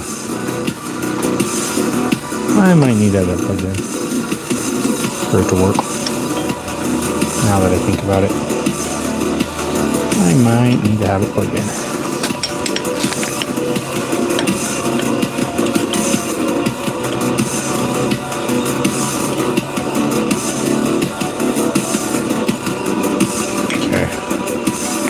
Let me get this thing bolted on the front here.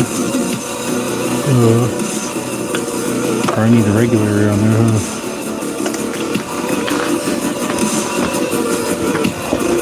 Get it bolted on.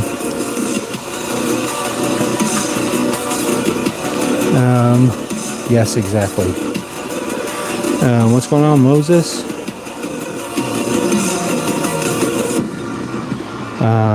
What the heck is Cactus Cooler? Heath Griffin's is a delicious cactus flavored beverage. It is freaking delish, man. It tastes like orange. I don't know, like orange. I don't know, kind of like a different orange soda. More refreshing orange soda, I think. I don't know how to really describe a Cactus Cooler. I mean, every time I drink one, I imagine I'm sitting next to a cactus out in the wilderness. And by wilderness, I mean out in the desert somewhere. Just, all I want is water. But all I can find is Cactus Cooler. And I say, well, this will do for now. I can't complain. It's better to have Cactus Cooler and no water than just no water and no Cactus Cooler. So I'll live with what I can.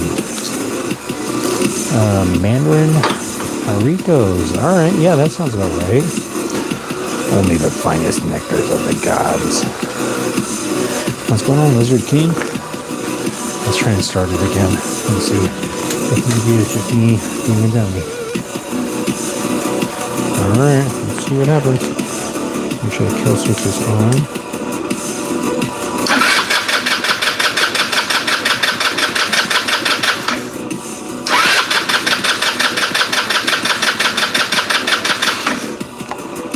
Okay. Oops, sorry guys, forgot the phone was on the handlebars. Let me take this off real quick. Take off the spark plug, and it is possible that it is sparking now, and it is just the jets are dirty. It's been sitting for, I don't know, a month and a half or so. So that is a possibility, and I hope that is the case. I hope it is just not getting any gas now. And I really hope it is sparking. Have our fingers crossed. Hope and pray that this is going to work. Alright guys, let's see. Let's set the spark again.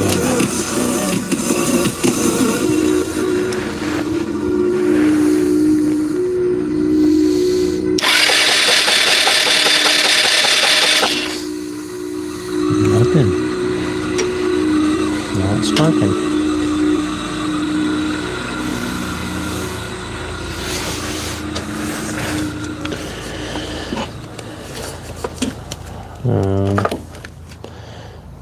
Oh, wait a minute. Is that plugged in? Yes, it is. Introducing the Let me take this wire off and do a little test on it and see. Let me see what the ignition wire should be reading for voltage. Yo, Adrian! Heath says, big shout out from Yorkshire, UK. Glad you're here, Heath. What in the world?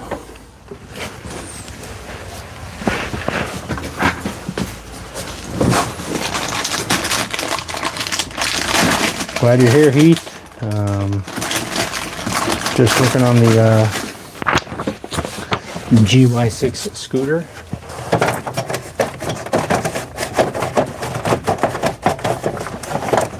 My printer is out of paper.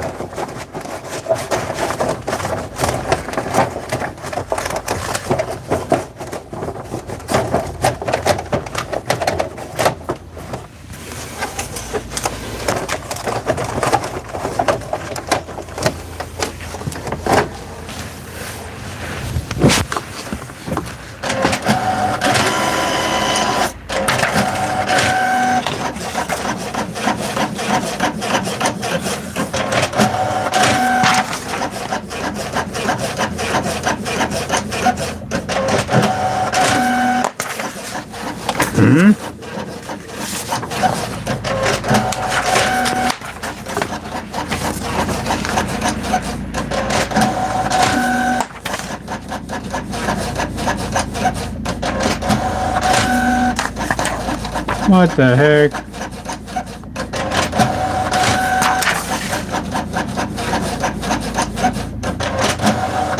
Okay. Well, I guess I have the entire printout for this whole scooter now.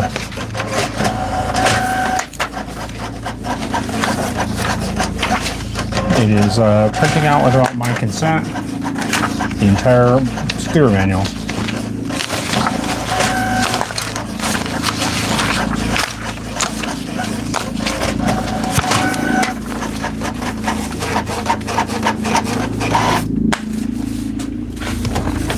Was.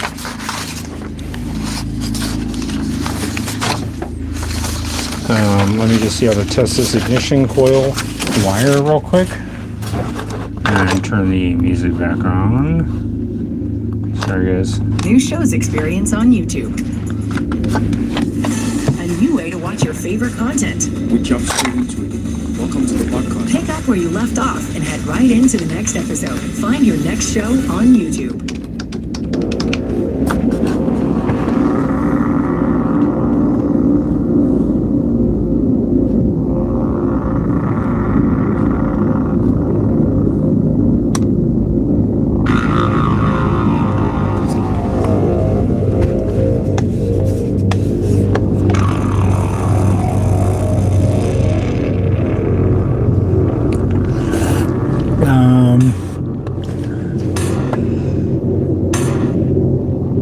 Just trying to check and see what the voltage should be.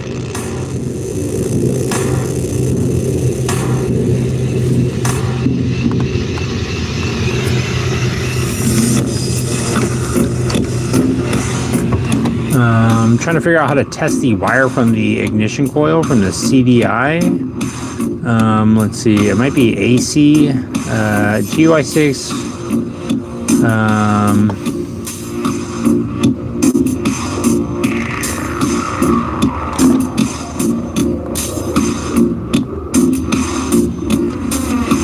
Sorry guys, I'm trying to read through some forums.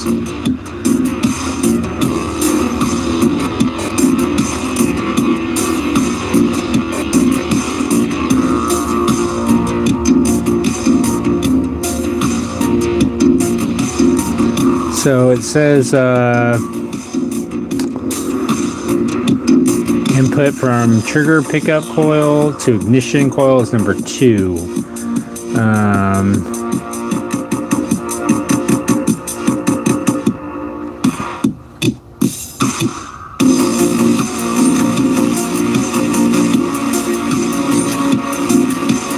I'm not seeing a lot of information how to test it. I guess I'll just try and crank it and see what happens. Sorry guys, just doing a little bit of intel here.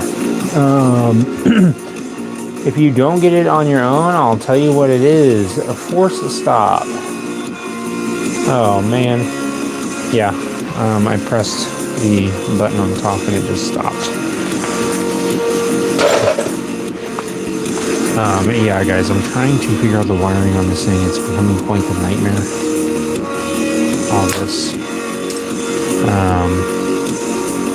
But yeah, that's the main thing I'm trying to do right now. Trying to get this thing figured out so I can figure out why it doesn't have spark. Let me get the multimeter on here and see if I can tell what's going on with this ignition wire. This black and yellow wire. Let me see if it shows anything on here. It just shows the ignition coil. It just shows one wire going from the CDI just to the ignition coil, basically. And the, let's see.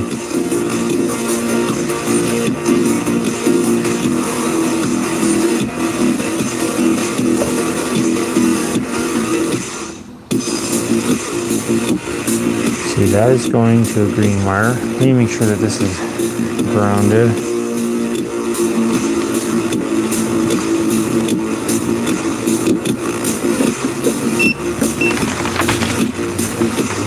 Hold that gizmo.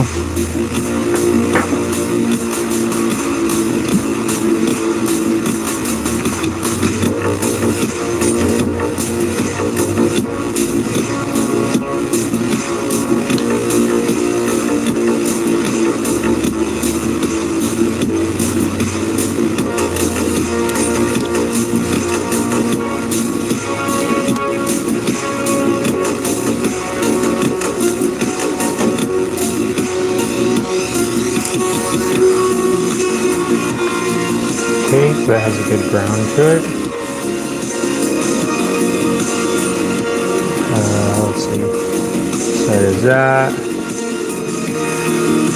So does that. Let's see. Let's check the CDI.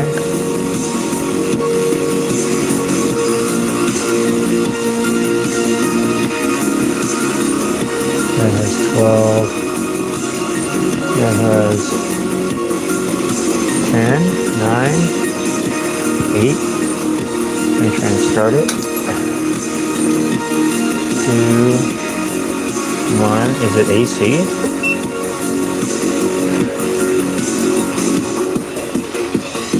.7. Let me try and start it and see and check it.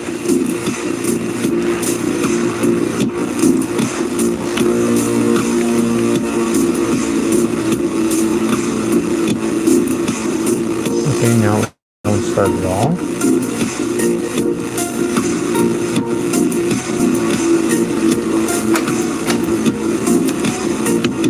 Oh, because of the brake lever.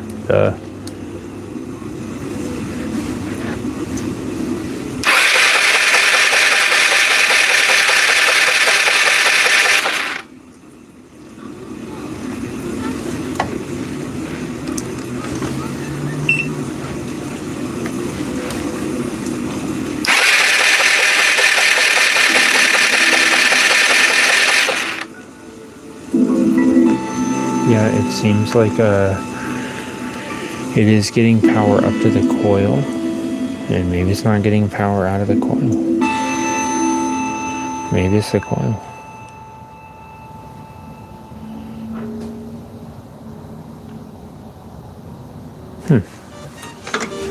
Maybe it's been the coil this whole time.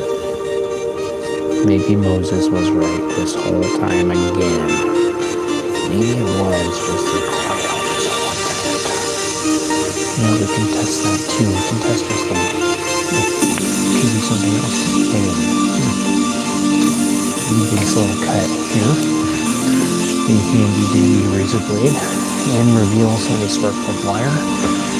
And maybe we could get it to like spark just out of the wire. Maybe I could just wrap it around. Maybe it's the spark plug boot. It's not making good contact. Let's try that and see. Let's eliminate it one by one. I guess I could test the wire itself. I'm not sure how to do that. You have to look into that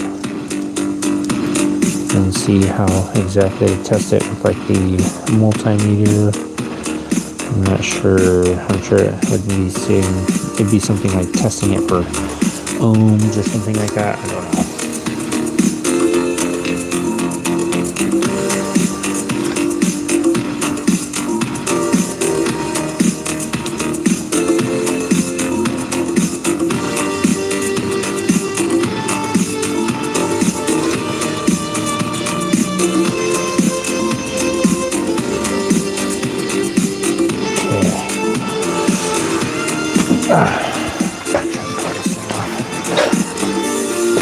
What's going on, XCal? I'm trying to start an XCal. Sorry, Lizard King. I know they want results.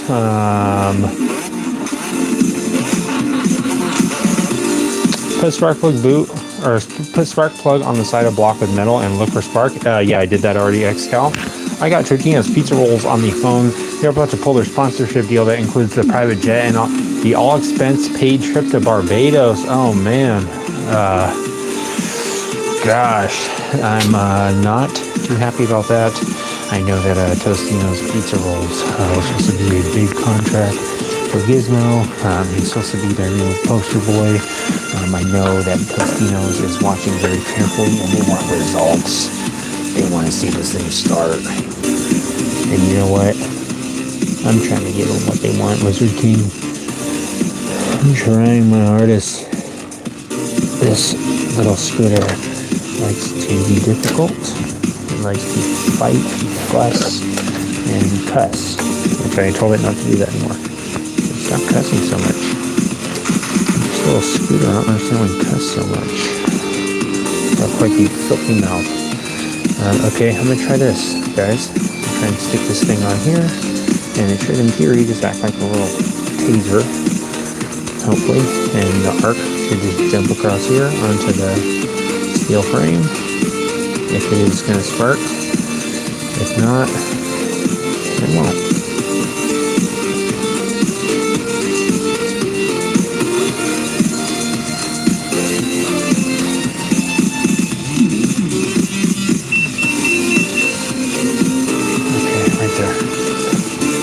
This and see. We're gonna watch right here and see if this thing is gonna spark.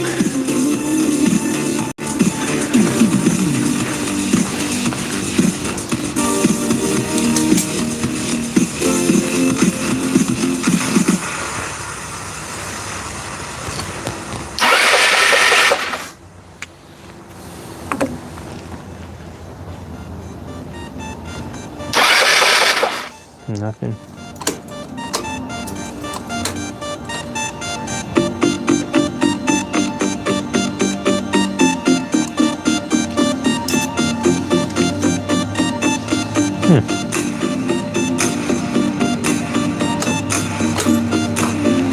Interesting.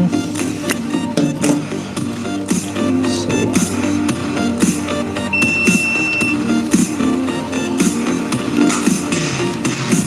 See if I can get, yeah. Oh, wait a minute. That might explain things. This is not hooked up. Too much to remember here. There's too many things that are quote unquote temporarily plugged in to remember them all. Okay, now let's try it again. See if this thing will spark.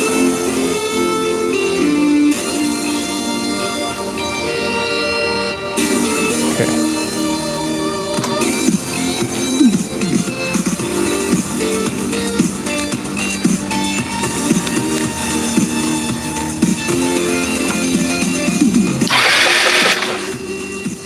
Nothing. Huh. Man, I do not understand It's like it must be the spark plug wire thing. I think that's the only way to explain it, but it doesn't really explain it because it's either. Let me check. I guess. Let me take this wire out and see.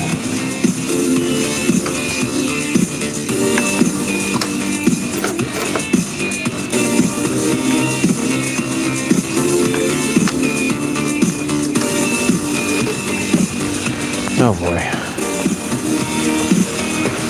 Alright. Alright, guys, we're gonna have to hop off. We're gonna have to do a little excavating here.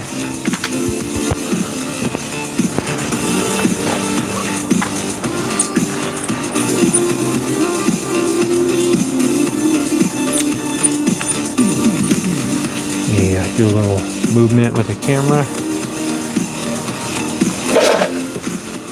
Move you guys onto the giant ape hangers, maybe.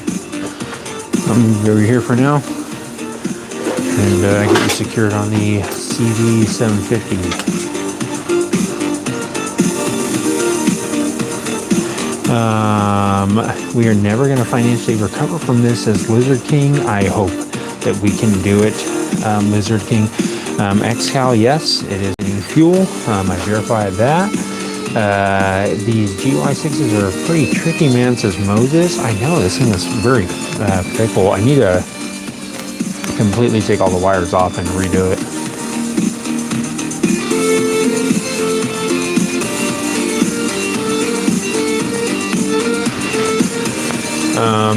Grab a quick drink of water. And let me plug in my phone while it's sitting up there. All right.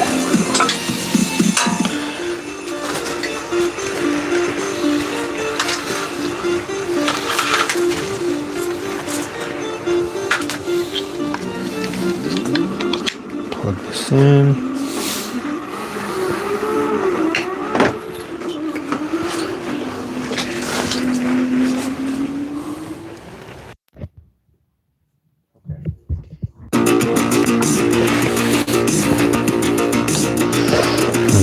About this, it's just got to be missing something.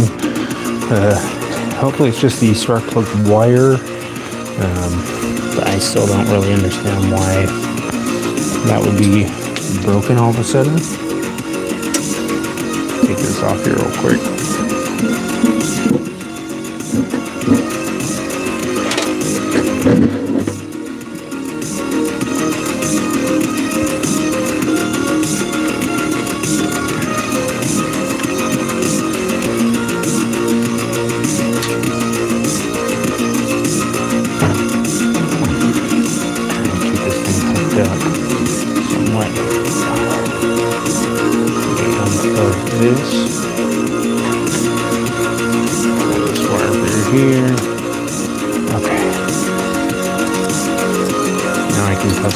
Sitting off there, I guess.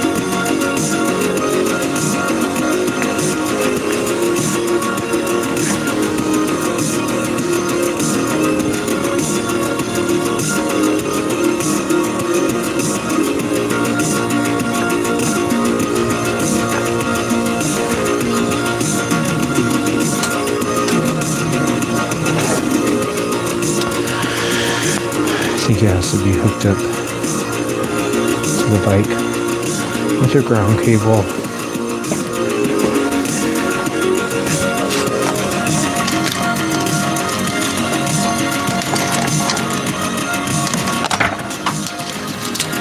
Come on.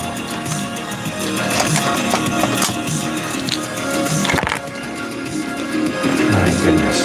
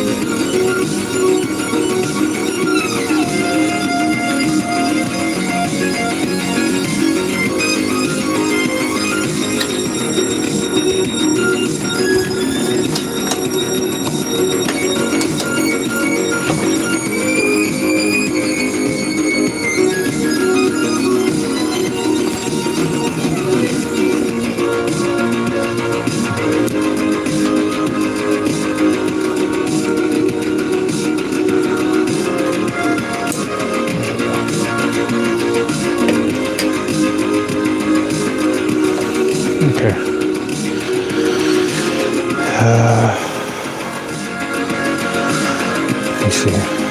Oh yeah, coil.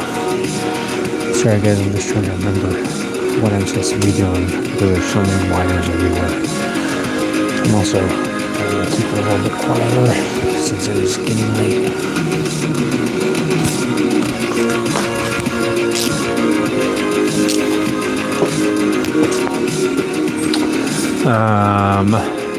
Could you measure continuity from the wire? I'm not sure what numbers are at inspect though. I don't imagine the wires being corroded or damaged in any way. I know I'm up in Canada. That's another story. I'm selling all the companies liquid assets and setting up shell companies in the Bahamas as we speak. Thank you, Blizzard King. Make sure you take care of all those liquid assets and get rid of everything, man. Burn all the paperwork.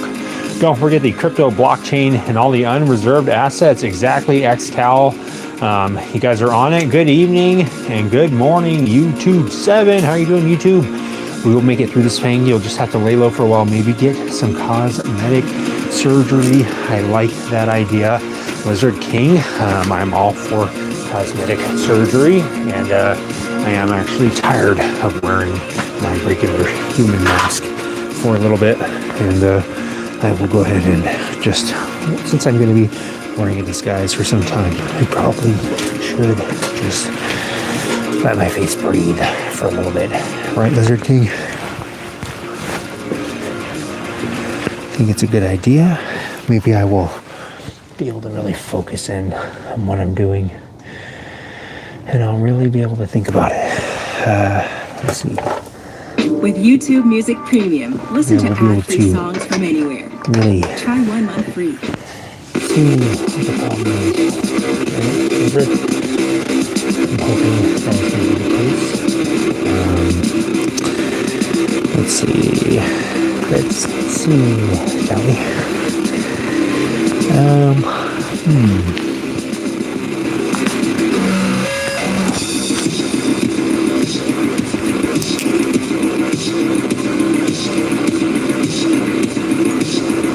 Should probably take off that ignition coil, huh?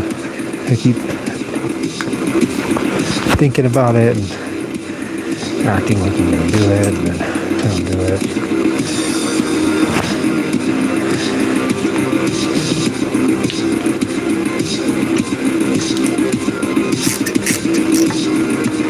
I can't imagine it being wire,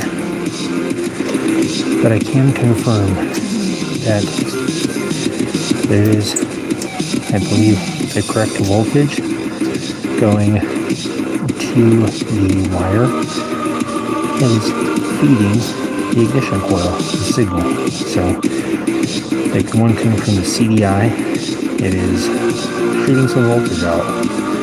How much it was shooting out was hard to tell because it was fluctuating and stuff.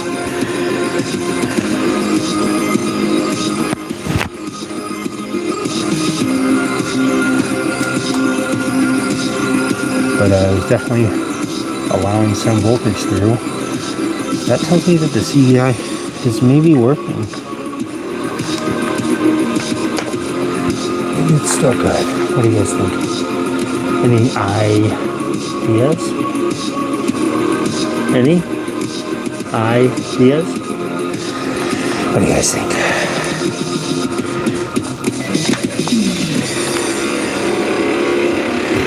Courtney doesn't seem to have any clue on what it could be.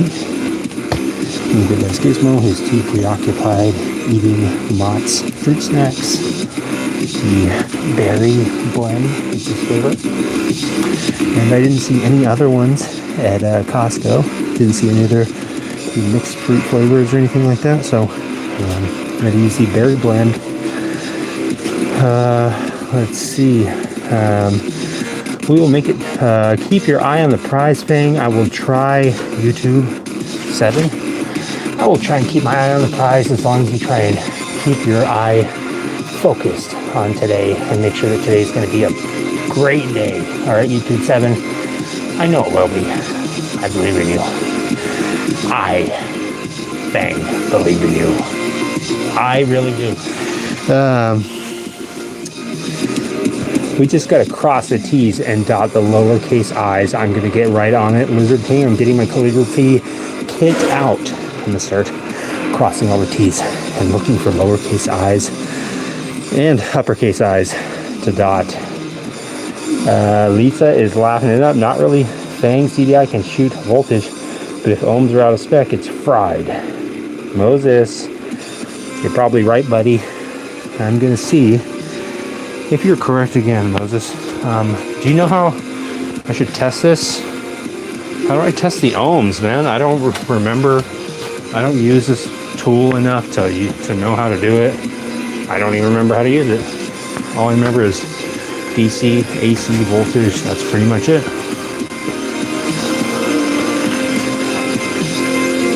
Let me take it off here.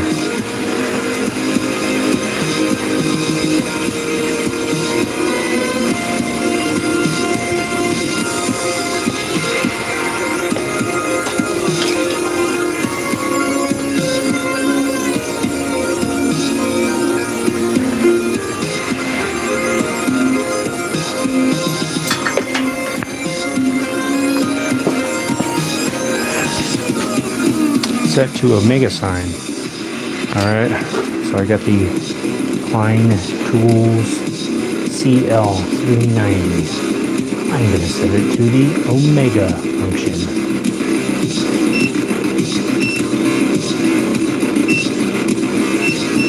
I believe that's right, right? Omega.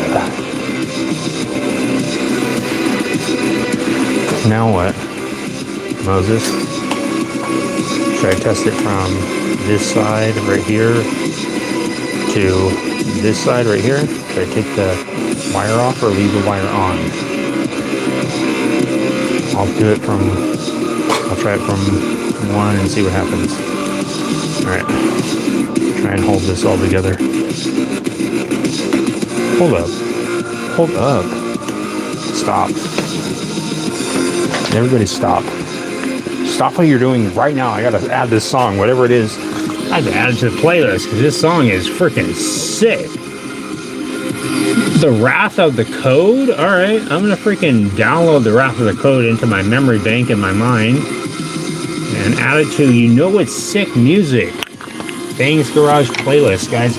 If you're curious what this music is, it's all on there for the most part. A lot of it is.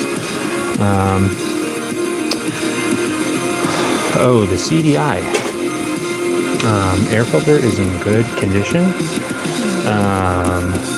You really don't know how to test ohms. Put black in COM and red in ohm. Let's see. I believe they're already there.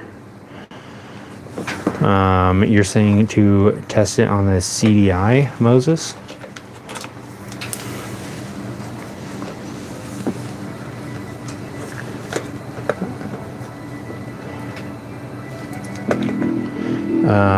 Test best with components out. Okay, let me pull the CDI out.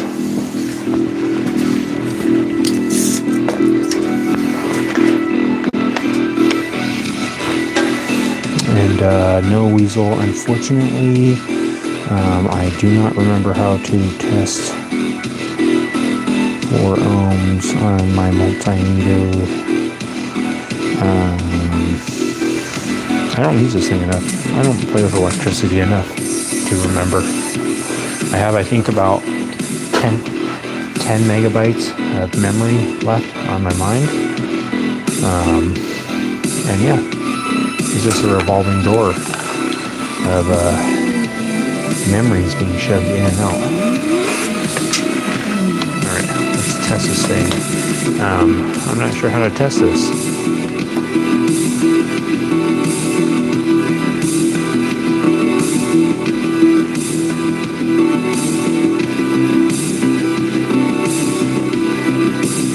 What do you think, Moses? How do I test this thing? Let me look up how to check what the CDI diagram looks like.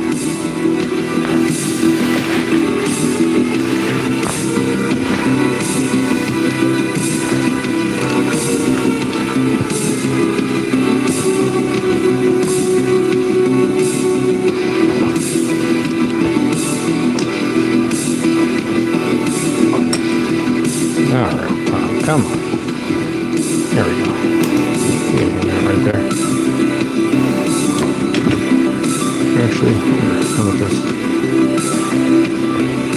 Okay, stand here for now.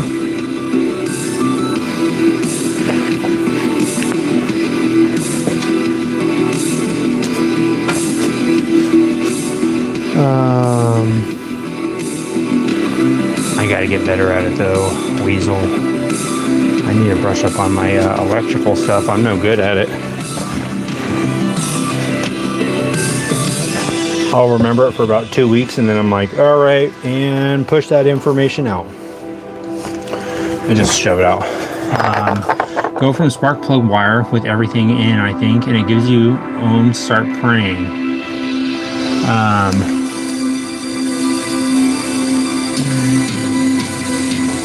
Ignition coil primary terminals 0.4. Ignition coil primary terminals.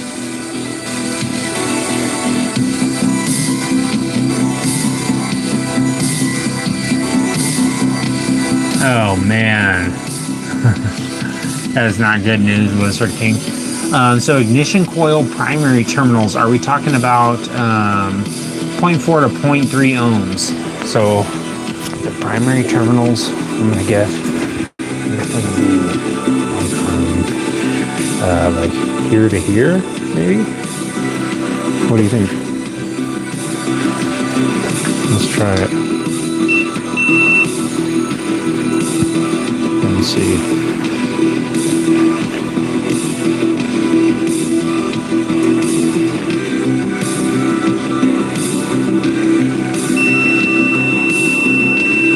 Okay, so this one, Moses, let me show you. You can hold it. I'm going from the part where it's supposed to be grounded right here, and then the part that's supposed to be fed from the CDI right here. So put this on here. I'm going to hold this up so you can see it.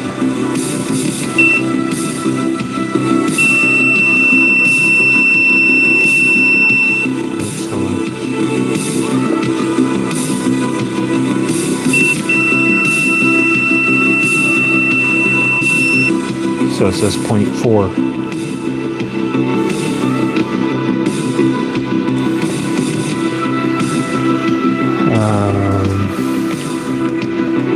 And I'm guessing it'll be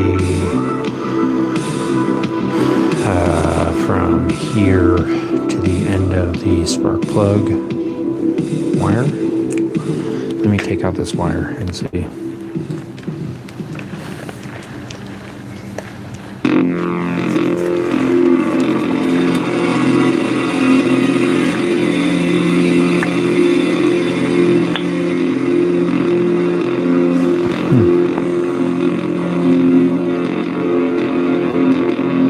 Maybe the spark plug wire wasn't in there all the way.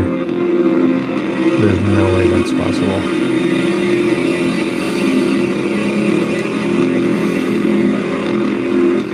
I'm gonna cut this thing before I do it. What's going on, Lucy? How you doing?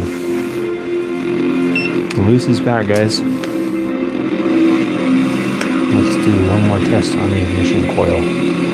Let's see if this is going to be good enough. Try it on these two now. Right here.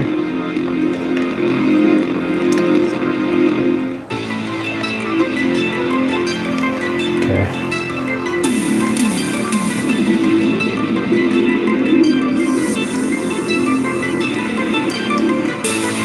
Is that right? There's nothing. CDI should be in between 100 and 150. I'm doing good, Lucy. Doing real good. Just trying to figure out this problem with the screw. And I'm hoping we pretty much figured it out. Lucy. I'm hoping it's going to be one of these two components. The CDI, the little computer, or it could possibly be the ignition coil. Moses is our resident expert here in the CDI world, in the GY6 community. And he is going to figure it out, I can tell.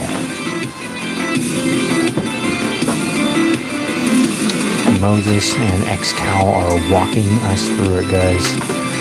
I'm going to make sure that this spark plug cable is in there nice and tight and as snug as could possibly be.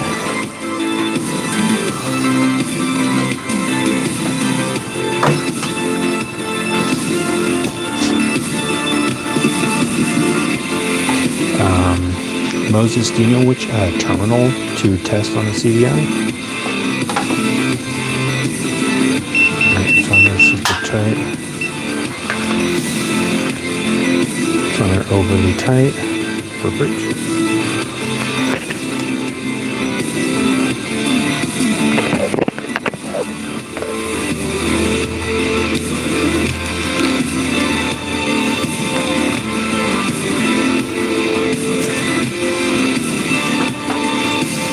Okay.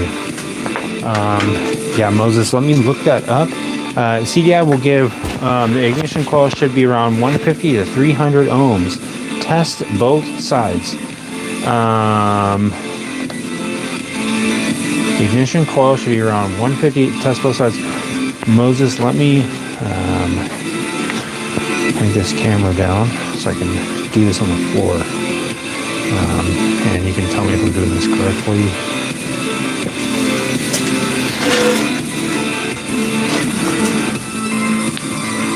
Alright, I got it on the ohms. Are you saying test it with the spark plug wire? Or, let's see.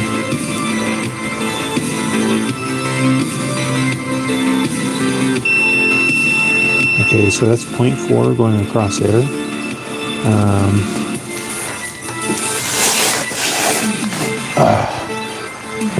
Should I take the spark plug wire out? Sorry, guys.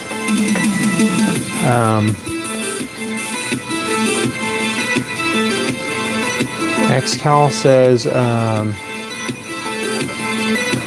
let's see. Sorry, let me read through these. Test both sides. Big square peg to left positive to right.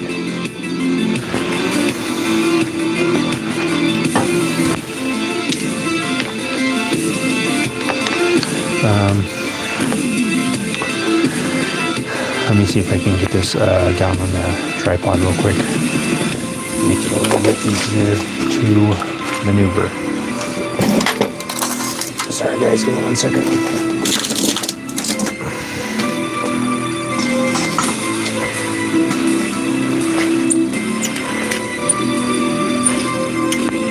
What's going on, Road King?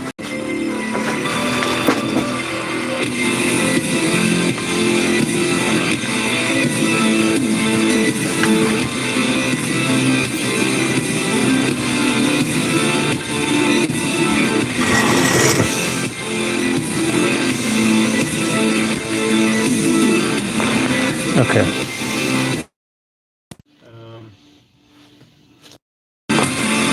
See, let me move this around. Nothing is getting fixed here. Right. Thank you, Lions. Fix It Shop. Huh. That's weird. Oh. Oops. Sorry, guys. The mic thing just cut out. Okay.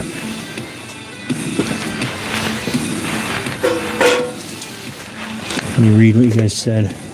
Should I take the spark plug wire out? Kill switch isn't grounded out anywhere. I don't believe so. XCal, I think it is grounded. If you got nothing on secondary coil, it's fried. Okay.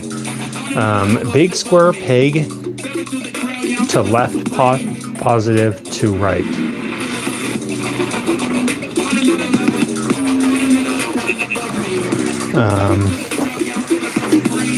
Let me get behind the camera and see if I can read the comments as I'm doing this, Moses.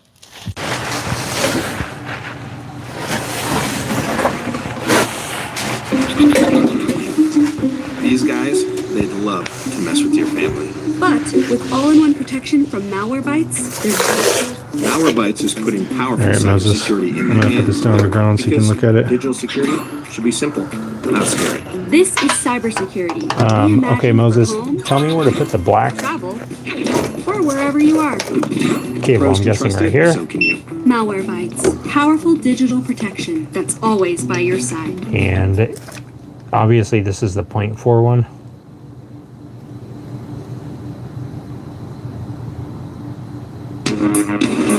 Okay. Now, are you saying to take out the spark plug wire?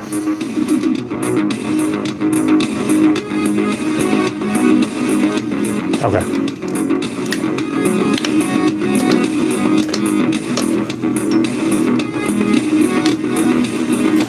Now, are you saying to put a negative on here and then put the positive in here?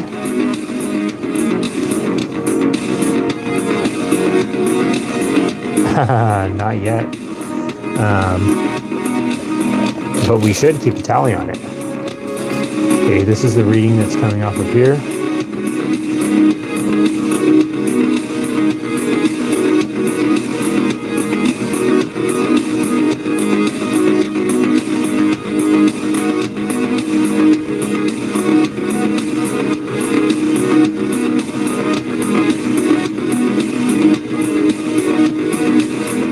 What do you think, Moses?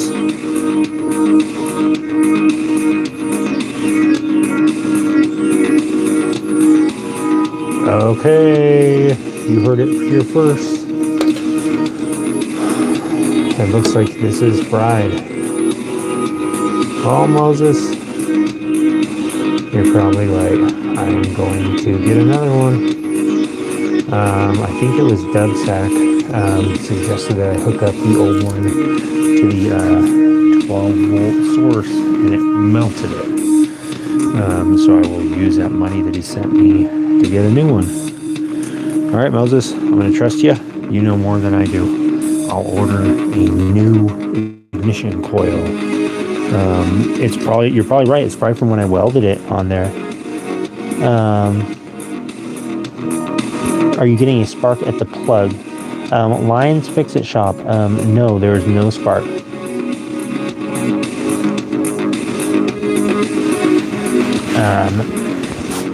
Lions Fix-It Shop. As soon as I turn the key, it would have one spark, and then when I try and start it, no spark at all. Is this the starter solenoid? No, the starter solenoid's working fine. It is starting up. This is the ignition coil. Moses brought up a good point. He said, because I welded the tabs to mount this onto the frame, I welded this on there, this on there for a minute, and I might have melted it.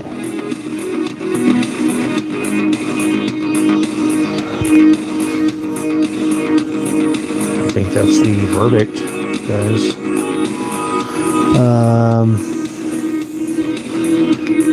Yeah, so it is basically getting power all the way up till the ignition coil and then nothing after that. So might have fried the ignition coil. I'm going to order another one and just see if that's the problem. You're getting a spark when you turn it on, but not with a starter. So Lions Fix-It Shop, what I noticed was I would have the key off, I'd have the spark plug disconnected, and I'd have it on the spark plug boot and have it like grounded on the frame. And when I turn the key, it would spark one time. The spark would jump one time on the spark plug, and then when I would crank the starter button, I'd watch the spark plug as it was still grounded out, and there was no spark on it whatsoever. I tested the wire going to the ignition coil and to this terminal right here, and it was getting voltage to it. So Now, I believe, according to Moses, it looks like the ignition coil is possibly not working right. What I had read online is that if it sparked one time and then it wouldn't spark anymore, then it was the kill switch. So I'm still kind of trying to figure out if there's a way to jump that kill switch and just essentially eliminate it. I don't see why I couldn't. Yeah, it seems like everything else would be good. It seems like if the kill switch was bad, it seems like it wouldn't even be sending anything to this. So that's kind of telling me that I think it is good, the kill switch that is. So I think that's the next step. I'm going to order a new ignition coil. And yeah, that'll be that. I'm going to finish up one of these bikes. The SR150. So for now, I guess what I'll have to do, I'll just have to maybe feed Gizmo. Thank you, Moses, for the 100. Thank you for that, buddy. I appreciate that. I believe you. I believe that you are more qualified when it comes to all this electrical stuff than I am, and probably a lot of other things than I am. So.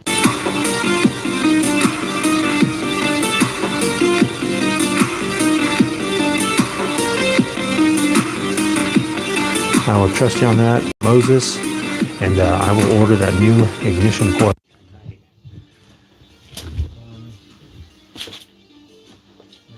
Sense in reassembling this whole entire thing.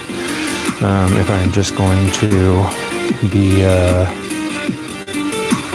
taking it apart again to put on the new ignition coil. So I will not reassemble it. I will just leave it unassembled. Guys, again, I do not go live on Thursdays. I went live last Thursday just for a special occasion. And I won't be going live this Thursday, as in tomorrow. Sorry, guys. Let me unplug this charging thing.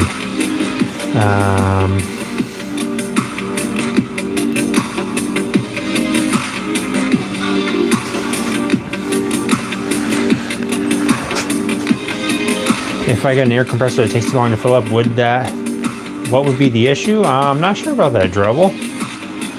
The kill switch shouldn't affect the spark only in terms of on and off. Okay. Lions Fix It Shop. Yeah, that's why I wasn't sure if it was like maybe some problem with that wire, maybe being partially broken or something, but it seems like it's okay. Is that not the starter solenoid? 20 ohms would be in spec then. If the kill switch is grounded out, it won't let it start. What's going on, Bay? Yes, the ignition coil. There is a separate one, the starter relay. Or the starter solenoid.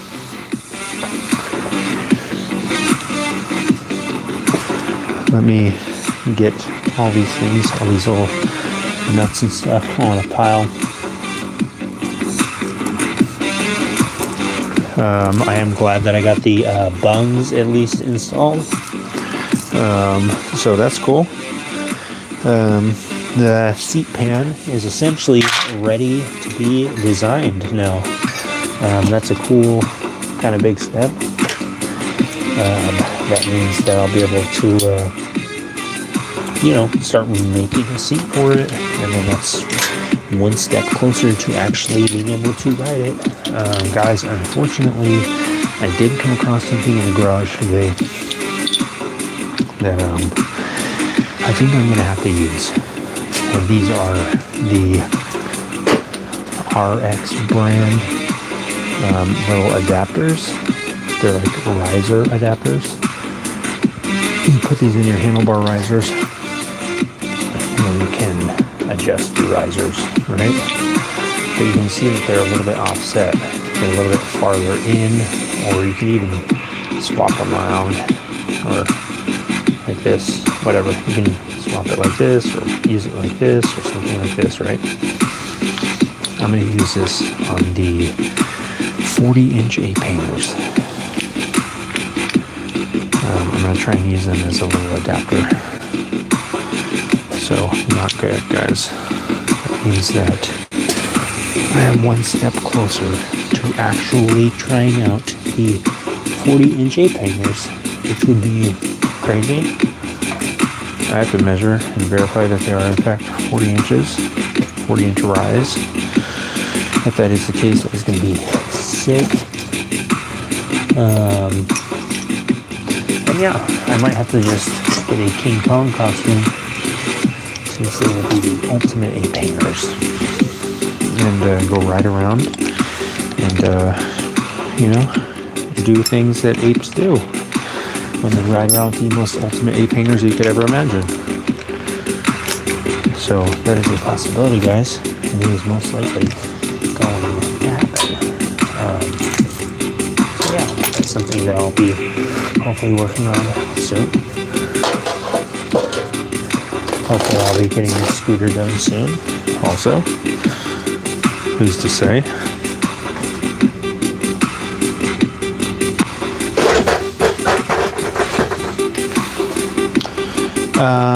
You guys are awesome for all the input. I agree, Lisa. They are all very knowledgeable and obviously helping me out, because I'm like, what?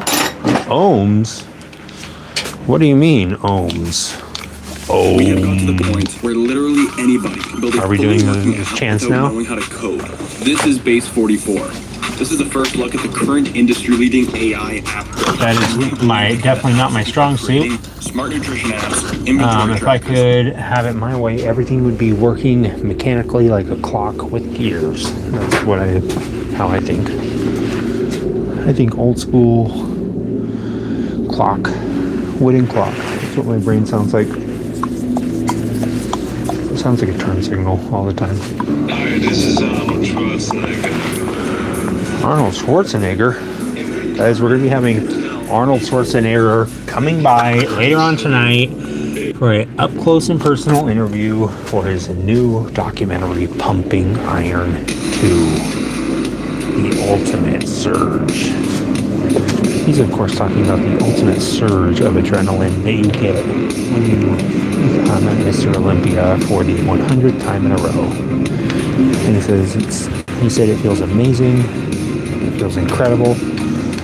I won't spoil the documentary for you guys, but yeah, he seems to love how it feels when he just freaking gets that pump going, and he is just filled with just testosterone and confidence, and he is just loving his life. And he says, I can't believe that I freaking killed the freaking predator, and that I freaking got the Terrible Man doll, and I freaking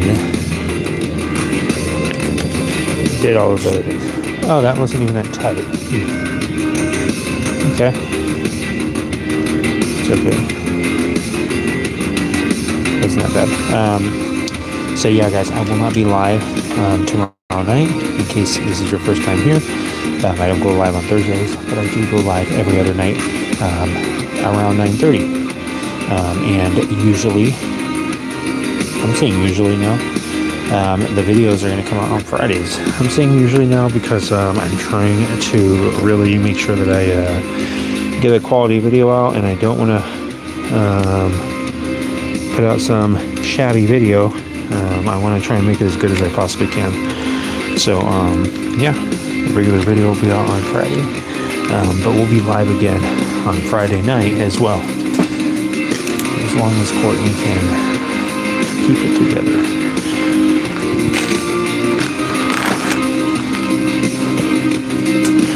I'm just going to put a couple things back on here.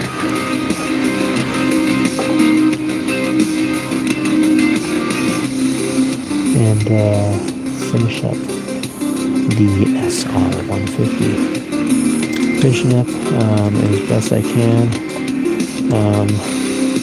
Had to get some electrical tape, but that is not that crazy to show you guys, so it's not really that huge of a priority.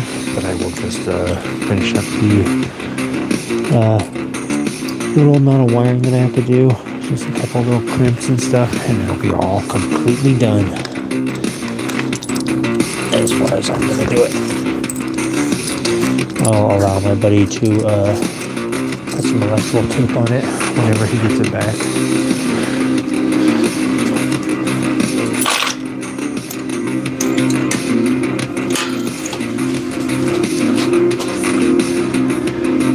Okay, let me just put this toolbox back on. Road King, make sure you're keeping track on tally on how many times I've taken this thing off.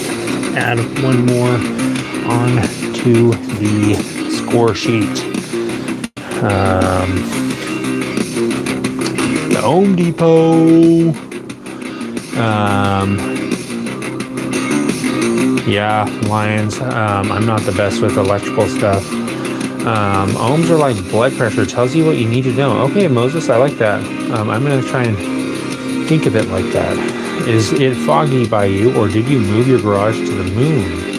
A little bit of both, actually. We did move to the dark side of the moon, guys. Let me go ahead and get some of this moon dust off of here and see if I can't clean it off for you. How's that? Any better?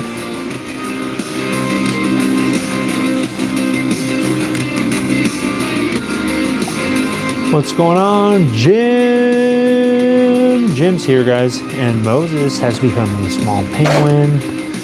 Of course, Moses likes to take cold plunges with penguins from time to time. It's very healthy, guys, very nutritious, and it's really good for the penguins. The puffins love to have the little social time with Moses. They love to swim around. Whenever Moses climbs in the enclosure, they just love to swim around with him and eat anchovies. Moses actually has this really cool talent, guys. If you've never seen it, Moses will feed puffin penguins with his mouth. It's kind of like a trick.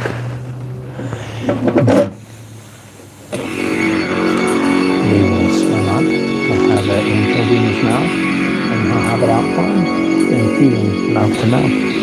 It's really neat, guys. You gotta check it out. He'll do it live every Thursday at SeaWorld. It's a private event, though, so you have to pay an additional fee to see Moses do that. It's an additional $500 per person, including children. The children are not free, but it is definitely worth it, guys. You will never forget it when you see Moses feed these puffin penguins just mouth to mouth, mouth to beak, and they really love it, guys. The puffin penguins love it.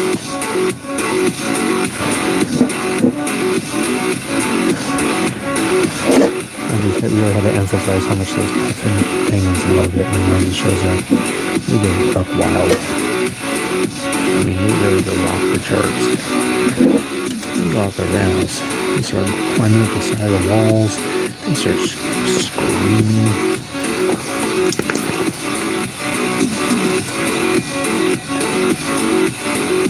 It's actually a very known fact, guys, that puffin penguins love to scream. High-pitched scream. It sounds like a woman's scream, so it is very confusing. Of course, if you do hear a woman scream out in the woods, don't fall for it. It's probably just a puffin penguin. They're trying to lure you into the traps. Puffin penguins do actually burrow down into the ground, if you guys did not know. They burrow down into loose soil, and they wait for prey to come by and ensnare them. And that's how they hunt. Puffin penguins are, of course, carnivorous, and they do have razor-sharp beaks. That is why Gizmo is actually afraid of puffin penguins.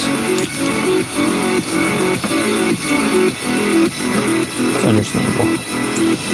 I'm afraid of them too.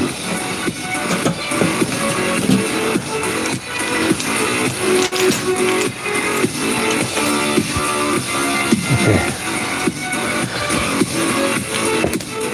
Alright guys, little repositioning real quick. Pull the SR150 over.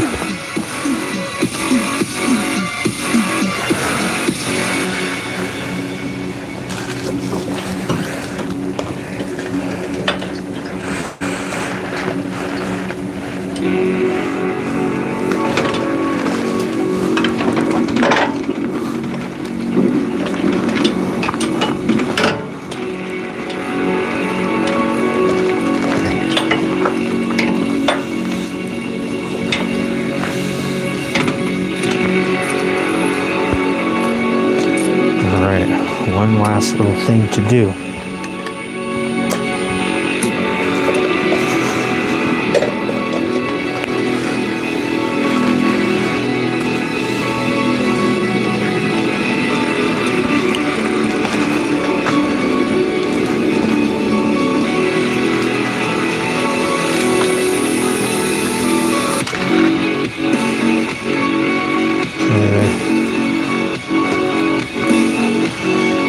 So I just basically have to do a little wiring on this.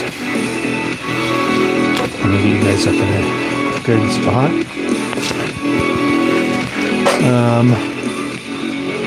Moses sent a high five for 100 joules. Thank you, Moses, for the high five. Let me give you a high five back, Mo.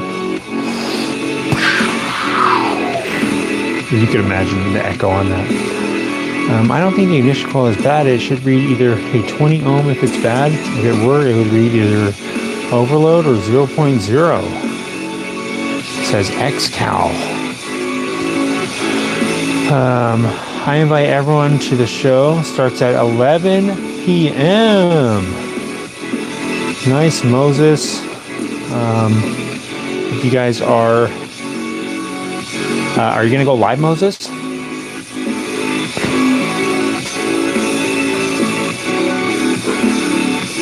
Going live, let me know if Moses is going live. Check them out, guys. You got to put the positive on either winding coil and then negative on the frame or somewhere else grounded. All right. Well, got to put the positive on either winding coil and then negative on the frame or somewhere else grounded. Is that with it hooked up? Xcal?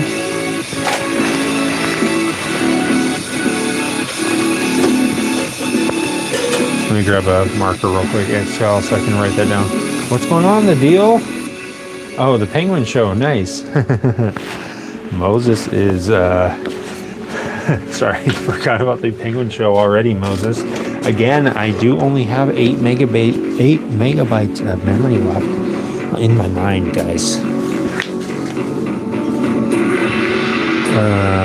Chopper action, the deal. We are doing one last little bit of work on the SR150, and then it's going to be bye-bye. I am just writing down what xcal said. So I have this on here. I have to write it down. I'm going to try it out tomorrow, xcal. I want to finish up this SR150. So let's see, you got to put the positive on the winding coil. I'll put the negative on the frame.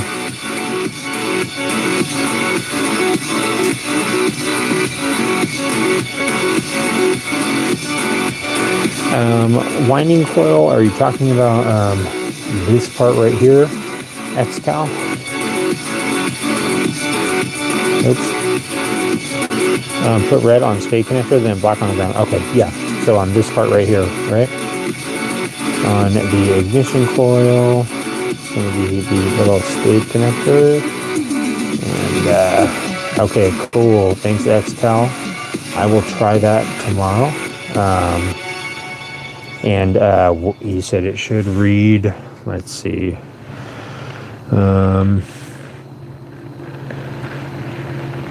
Read Looking for an easier a way to 20 create ohm if voiceover it's audio? bad. Natural 20 Reader AI ohm voice generator is the easiest way to create high-quality is voiceover bad. audio for YouTube. Did you know the sun is over 1.3 million times bigger than Earth? If it That's were, like fitting a million it would be Earths either inside the overload sun. or 0.0. With strength that never quits and power that pushes limits, this is more than just a truck. Oh, okay. Overload or 0.0 is bad. This story begins long ago, in a world of wonder. Try Natural Reader for free today. All right, cool. I believe I have that right, Xcal? It should read. Save What time should it read? creating content and generate a high-quality audio of your voice with 11 Labs. Change the way you record podcasts, voiceovers, and branded content. What's with the #1 ideal AI-powered reading, voice-generating Xcal? Do you know? technology. Stop searching for the perfect I want to see it voice start and too. stop wasting time re-recording take after take. Try 11 Labs for free and start elevating What's your going on? content Michael today. Pence, 68. We're here with Tom, Moses, Xcal, Gizmo, and Courtney. We're trying to figure out if this coil is bad. I'm thinking I might just order one, have it show up, and if it's bad, if I do some further testing and it is bad, then I'll just use it. If it's not bad, I'll return it.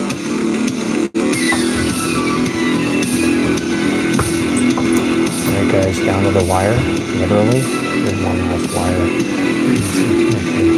SR150. And I'm going to start connecting it. I'm going to start connecting the dots. Maybe I should move this over here. It'll be better. I'm going to start connecting the dots. I'm going to start dotting all the I's, crossing all the T's, and see what I can come up with. I'll do this really quickly. It's only one more wire. How hard can it be?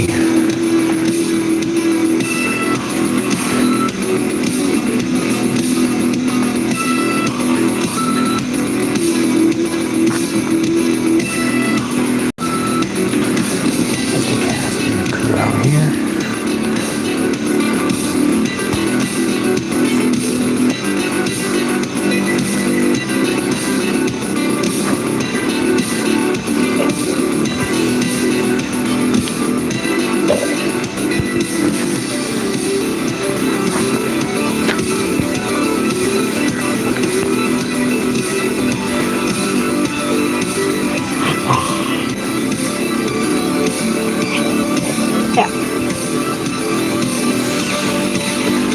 Oh, that noise that we just made. Another camera. I don't know. That was weird. Another hairball or something. Eats a lot of cats. Eats a lot of house cats. Here's my letters.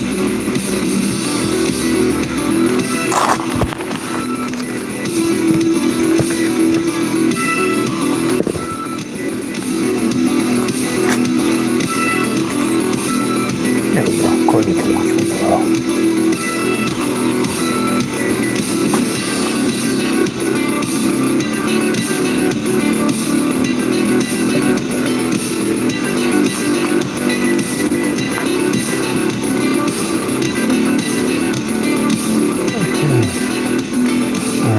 Just had to hook up this last wire. What's going on, Lucy? Glad you're still here.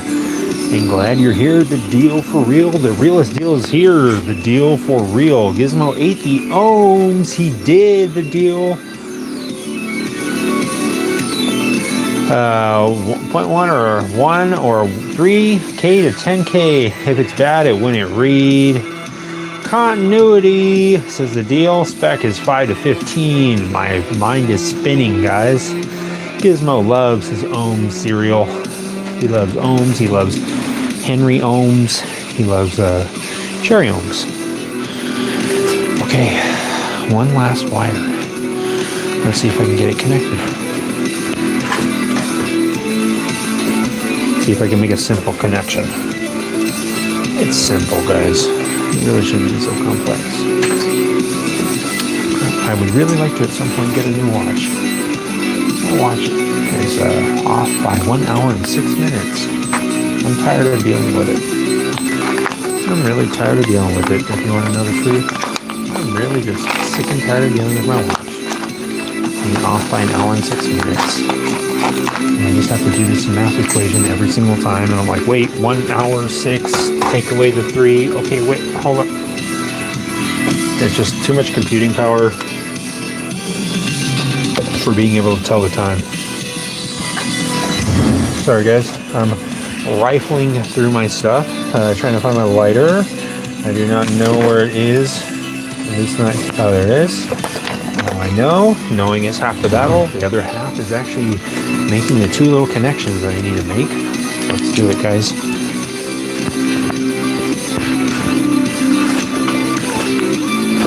If I could find my wire strippers, that is. It's always some sort of obstacle going on. This is my pocket.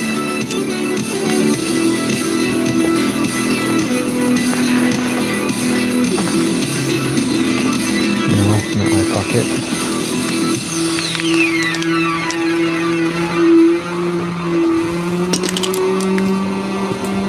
I've almost everything. All I need is the wire strippers and a little terminal. I think that's it. Wire strippers, where did you freaking run off to, dude? And now I need you more than ever. Where are you? Where are you? Yeah.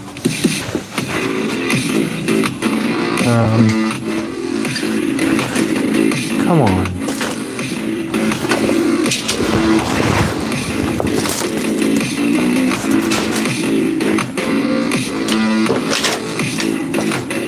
Crap. I guess I could just use like a lighter. What was I using them for? The scooter? Are they on the scooter? I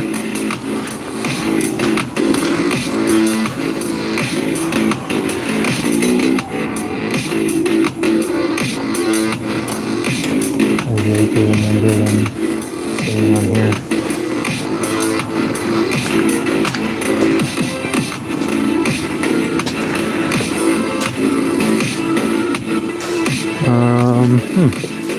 Oh, they're there. This is all this time. Okay. Let me get my terminal. Terminal! Where are you, terminal?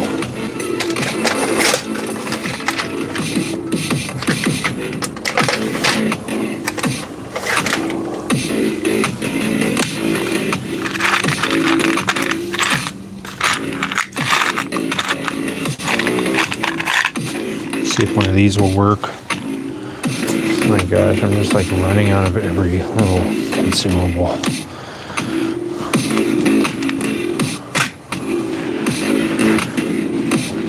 Thought I had another one. Looking for a... Yeah, I think this one.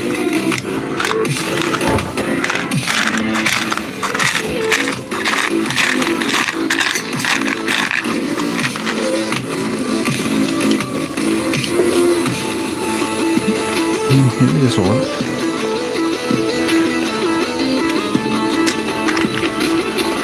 Okay. Alright guys. Because we're looking at dirt bike now for ohms, we kind of check and see if there's any ohms on there. Checking on some more ohms. Some more ohmzos. It's of course the new cereal coming out, guys. Put out by Gizmo himself. It's called Ohms O's. Except it's not in the shape of an O, it's in the shape of a little ohms sign. Oh gosh. Oh my god. I just did. Would you just look at it?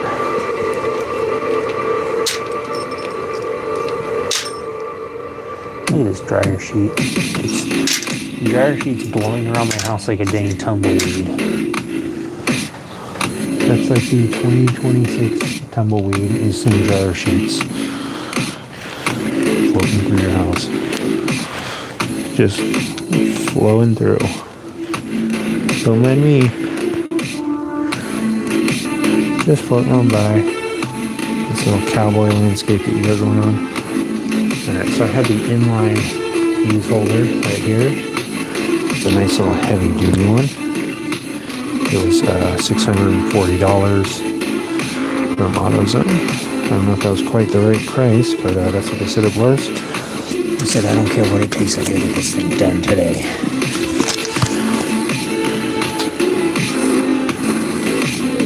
I said, okay, 640. I said, okay. Sounds good. Sounds reasonable to me.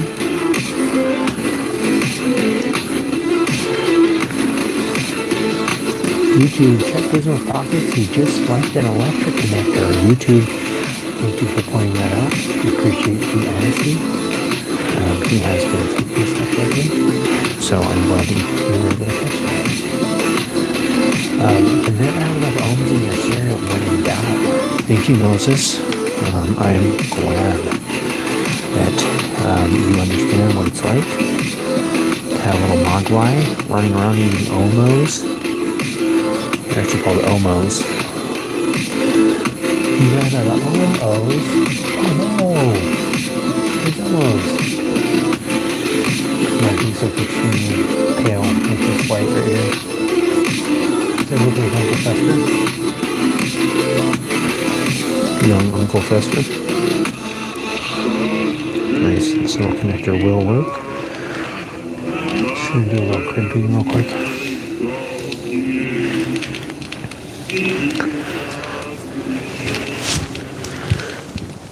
Man, it is getting very cold very quick. It's sort of getting like windy.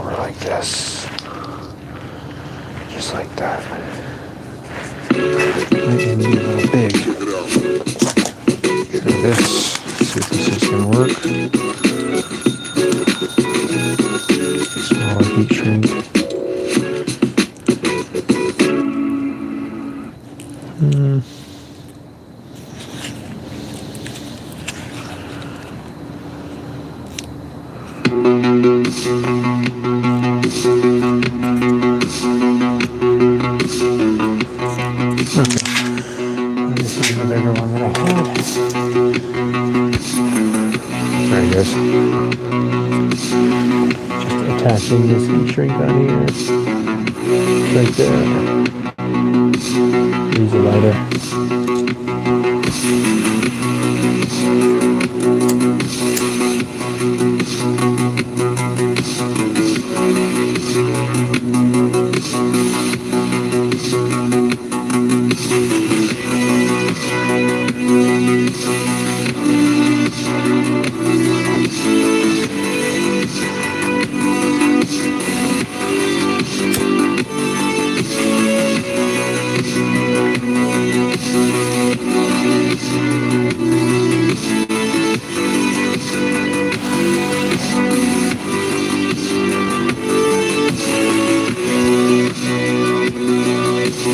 Let that cool for a second. I'll work on the other side, which will be the part that connects to the wire. Just need a little butt connector on there. Connect the butts together. Let's see what we can find. I'm just going to use that fuse here. Don't confuse yourself when it comes to things garage.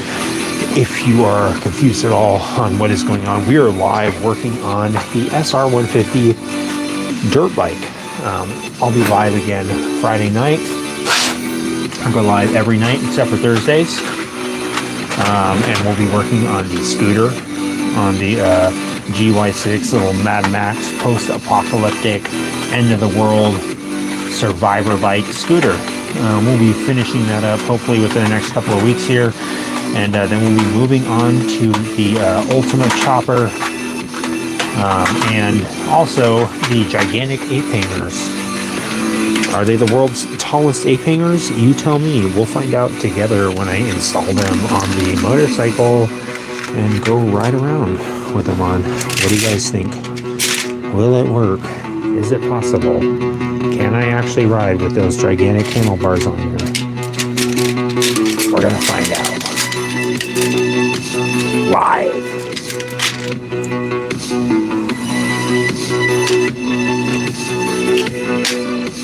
Will I ride the gigantic bike, or the bike with the gigantic handlebars live? Maybe. There's a good possibility that I will fall, so there's a good possibility I'll want to do it live. But it'll definitely be a process trying to get that thing actually usable. Those handlebars, that is. Got to get some long brake lines, got to get some long, got to make a, well, I got to get one long brake line, I got to make a long clutch cable, because there's no way they're going to sell one that's like 5 feet long. And then I have to make a throttle cable also. So I don't think they make a really long throttle cable like that. Not for a Yamaha Roadstar, at least. That's what I'll be putting those handlebars on. I bet it's not 9 degrees going down to 5. You know what? It is not 9 to 5, okay? You're right, it is not. It is not the popular, was it Dolly Parton song, 9 to 5? I know, Moses, is going to be fun. I can't wait to try that thing. Those handlebars on there, it's going to be crazy.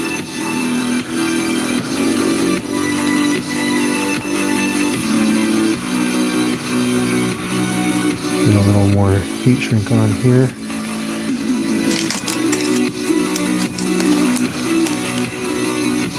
I'll just cut off a little extra. Not measure at all.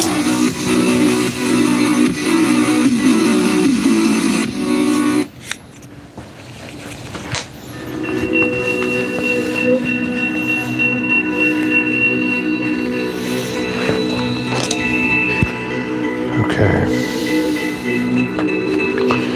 And just make sure this is going to be on like this. Curve around. Connect onto here. Okay.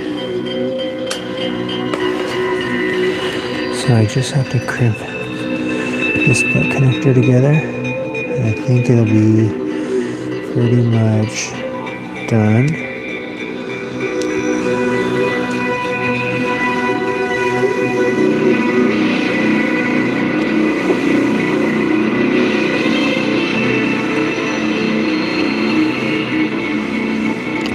Or as I like to say, as done as I'm going to do it. It's about as done as I'm going to do it. Make sure this is pushed in there when I crimp it. So it just popped out.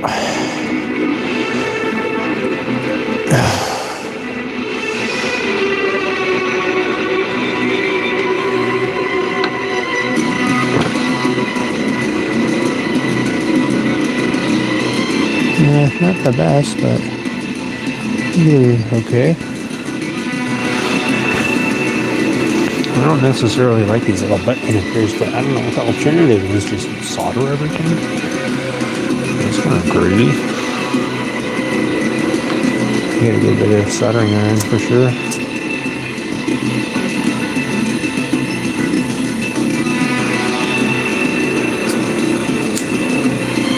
A better torch. Trying to adjust this. This is the first household hack that I remember ever learning. My cousin showing me, and I was like, wait, what? You can increase the size of the flame?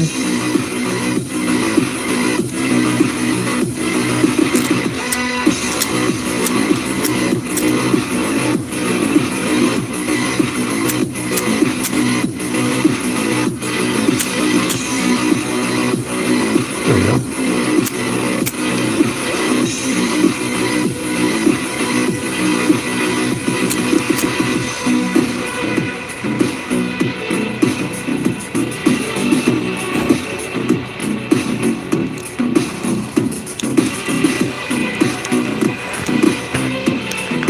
going on, Ricky Lanefield?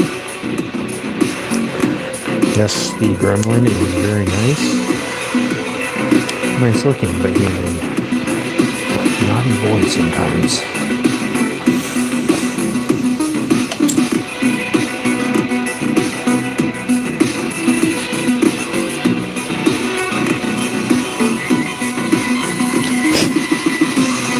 Oops, the little adjuster thing fell off somewhere.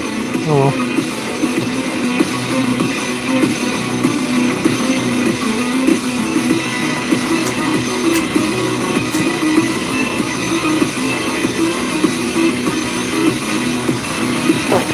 Right near the gas tank, perfect. Let me grab a little zip tie. Literally a little one.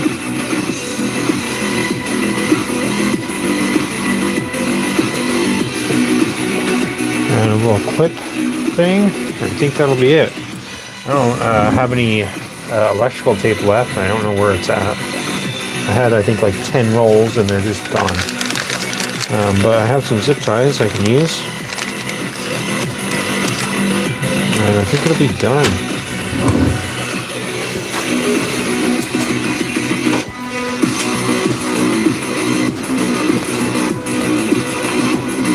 Wish I can send you a pic of the 750 shadow project I picked up.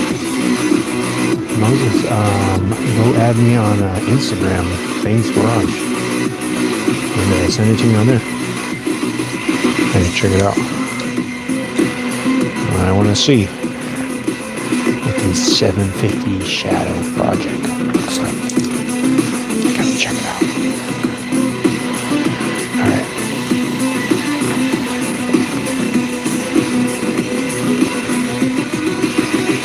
Just put all these wires right here, right back where they were.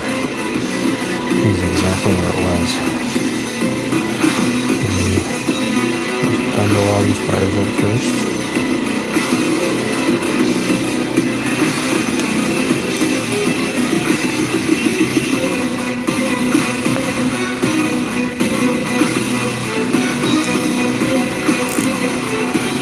What is this music? I didn't realize the music was going so crazy, guys.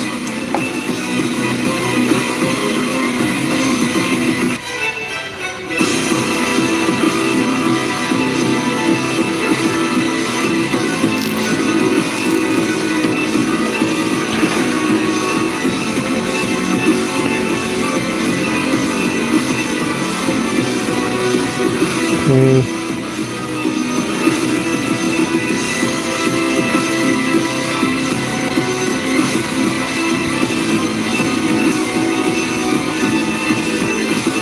Well, that kind of breaks the heat shrink, but whatever.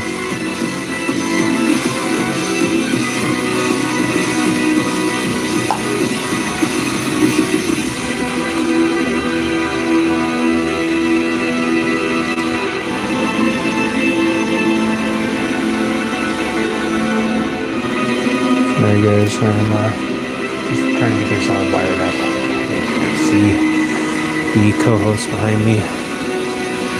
I'm trying to stay out of the way.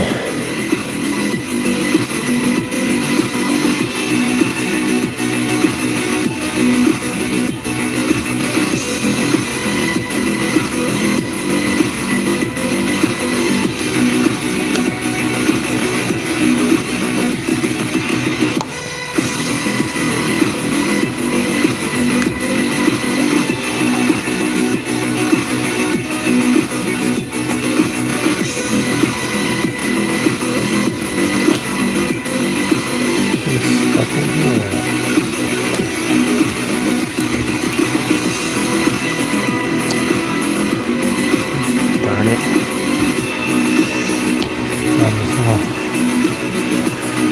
Cutter thing.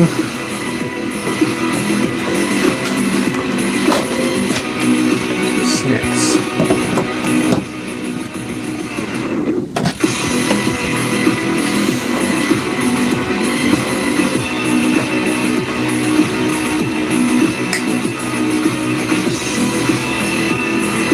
Get this terminal on here first.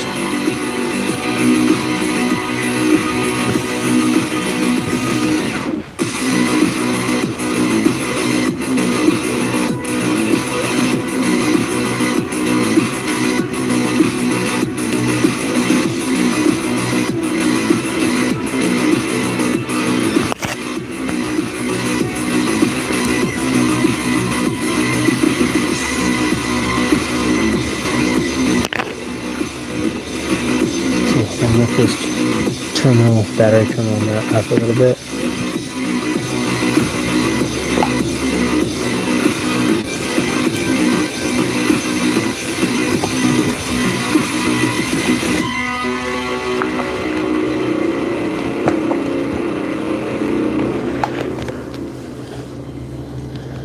Alright, this is not fun.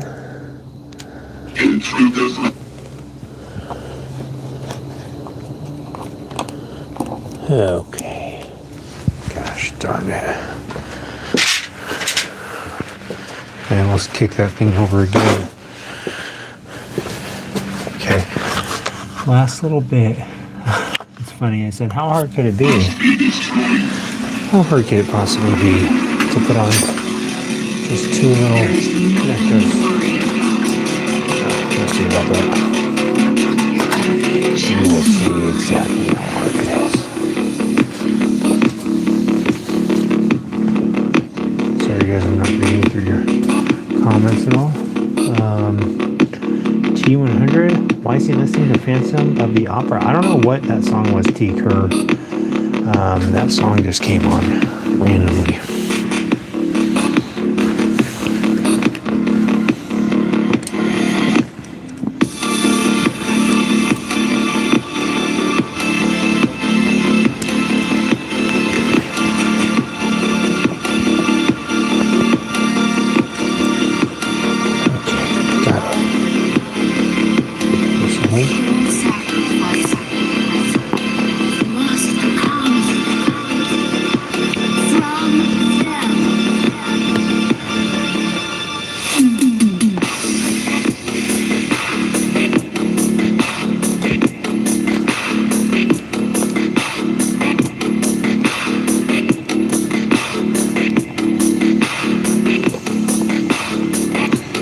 Okay, I think that is it, with the exception of one zip tie.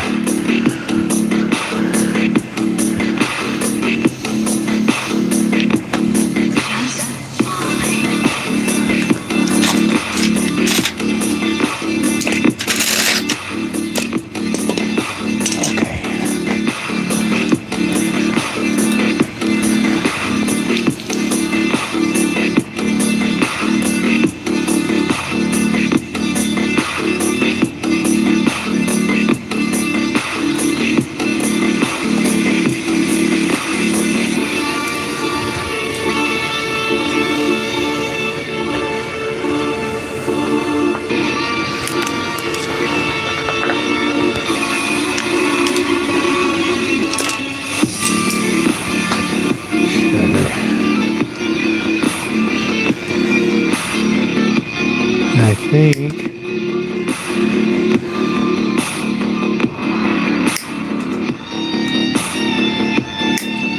that's it. I'll put the seat back on.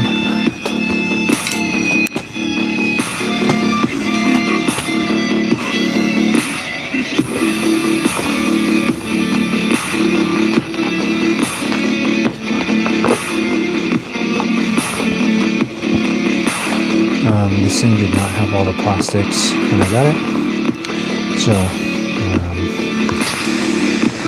I did my best trying to work with what the plastics came with, and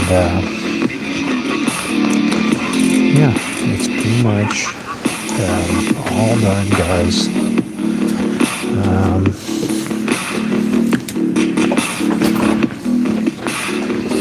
I am going to just tighten up this bolt real quick.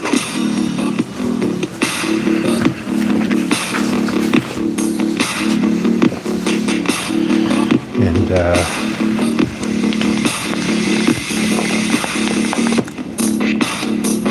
go over everything that was done to this bike.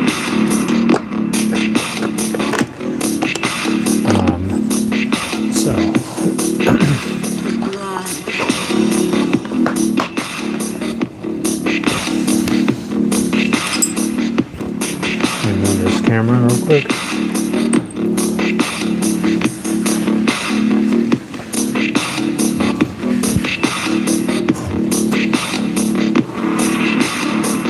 What's going on, Kingpin? Doing good.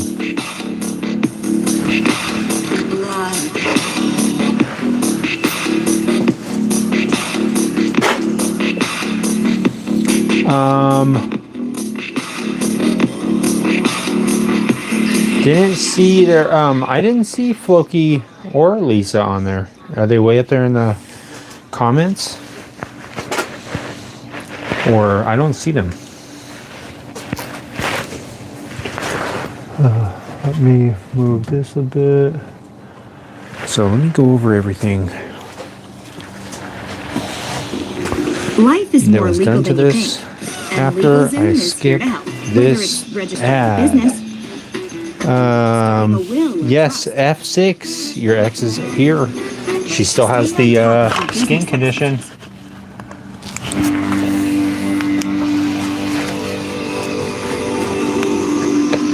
So guys, the SSR SR150 is complete. I'll try and go over everything that was done to this bike.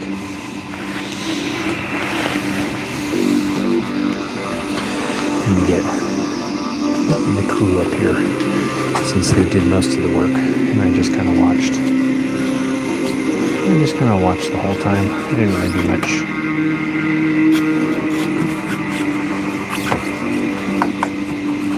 There we go.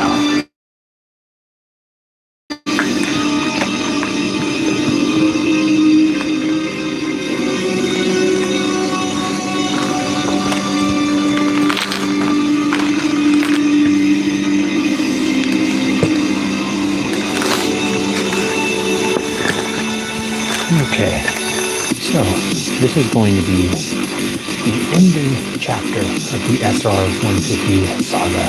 It is complete. It is ready to go home. I want to ride my baby motorcycle, says Richard Ortiz. And Richard Ortiz, your baby motorcycle wants you to ride it. So, this is everything that we did to the SR150 dirt bike is complete. Let's see, starting from the back, had to make a rear axle spacer to test ride it. Eventually had to make another one to accommodate the new rear brake caliper and disc and brake line and master cylinder that was installed by yours truly, and with the help of you guys right here in the chat. Everything that was helping out, helping out all the technical specs. That is complete. It has the zip ties installed for the brake line holder, so that is going to be good enough. If my buddy wants to get some upgraded ones, he can do that himself. I installed a new air filter for it, along with a little adapter thing I had to make for the air filter to be held on there. Cleaned out the carburetor multiple times. Adjusted the rear shock, needed to be adjusted. Gave it a little more preload. Did an oil change on it. Modified these foot pegs that I have laying around, and made this one specifically be able to fold all the way up so that it can be kick-started fully. The clutch cable was replaced. It didn't have a clutch cable when I got it. The clutch lever was also replaced. That wasn't there. The throttle cable was replaced. The starter button was installed. The front brake line was bled and filled with fluid. Put some gas in it, obviously, through this little Tygon tube on here for the little vent line. Put some air in the tires. Did the wiring for the starter relay.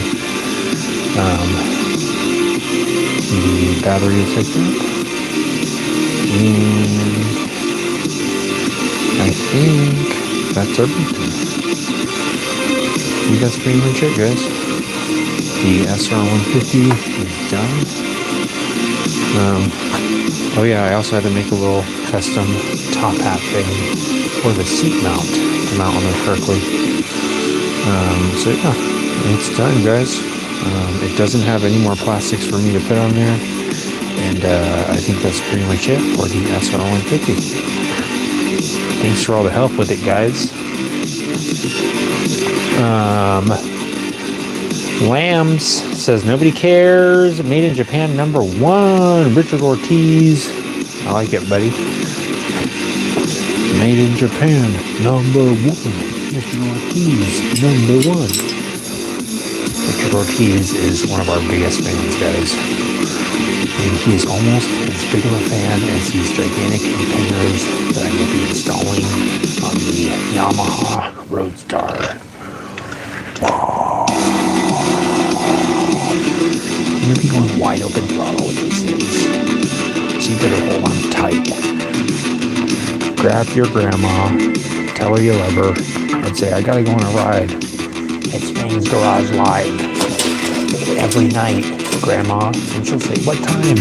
9:30. And she'll say, every night? Say, every night, except for Thursdays.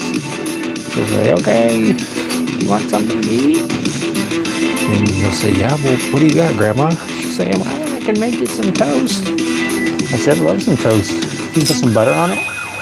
She'll say, sure. And she'll probably put a lot of butter on there. She'll put all the butter. I'll grab the saltiest butter available. And she'll make you that toast. And she'll say, well, what about something to drink? You say, what do you got? Should I have some sweet tea? You say, is it the store-bought one? And she'll say, nope. It's been sitting out in the yard all day long. You say, okay, that's good. That's some sweet tea, Grandma. And she'll say, okay, sit down, I'll bring it to you.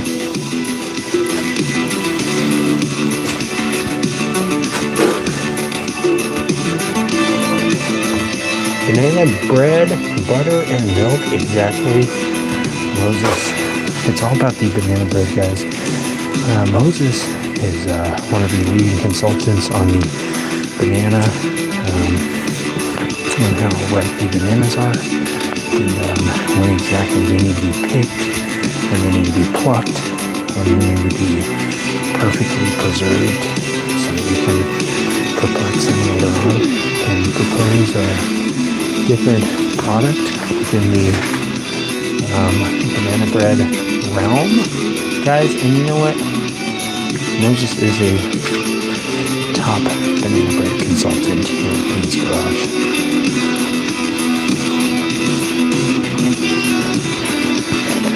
That's why we need him. He's the OMS expert. He's the banana bread guru. He is the consultant of cottage cheese.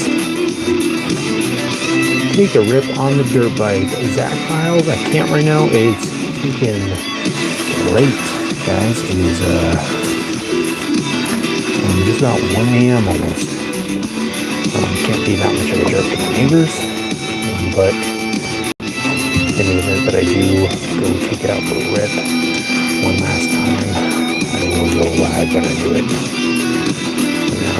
I've got to put it away amongst the other projects. I would love to start it up right now, but it is extremely late, and I'm not trying to be a jerk. Because I'm not apparently too far away, so I don't want to be blasting them away.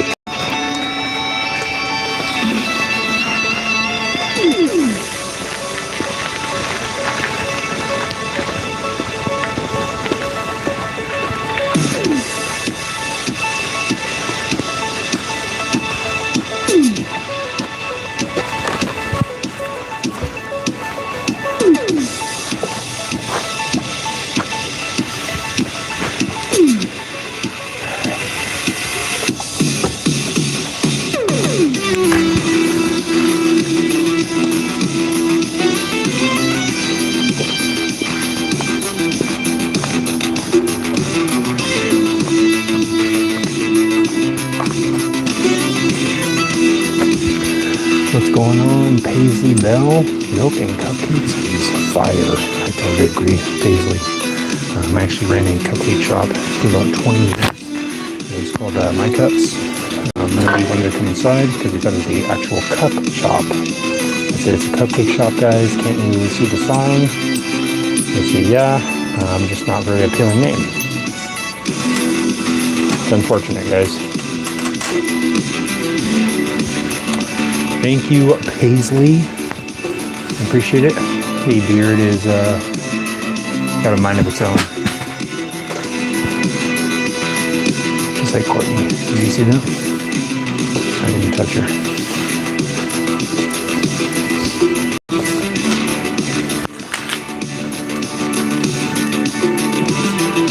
I did not touch her. She moved on her own.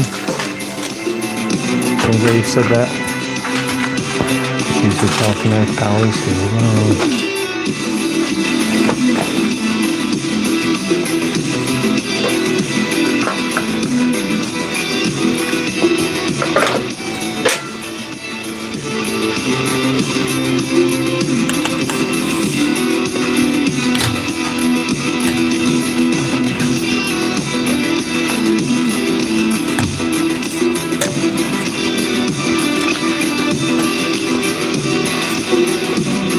I know, Moses. Courtney was doing all sorts of stunts.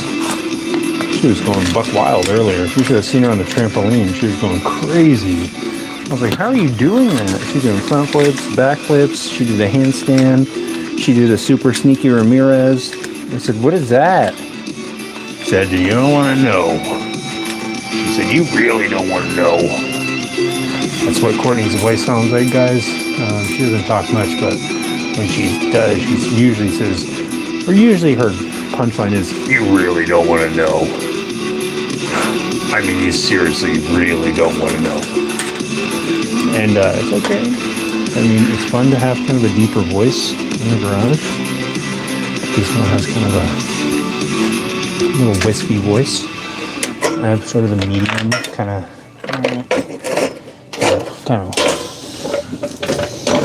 like a horn almost trumpet voice, and Courtney is just like the lower kind of bass tone. Like Courtney's more like, she's the one that's on the entrance that says, it's Faye's Garage. Like, wow, that's cool. Maybe you can talk that deep, Courtney. I didn't know that was your natural singing voice, but okay. Live with it.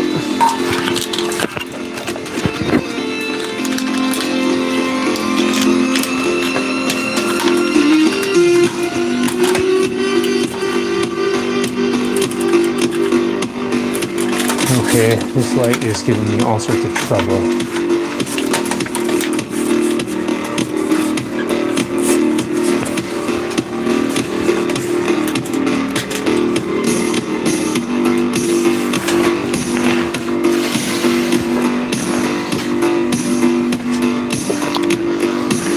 So guys, be live again tomorrow, not tomorrow actually, on Friday, 9:30.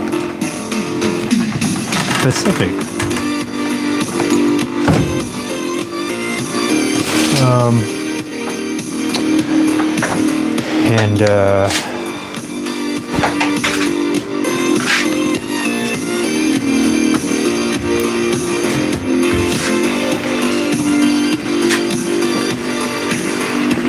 We will be working on the GY6 scooter.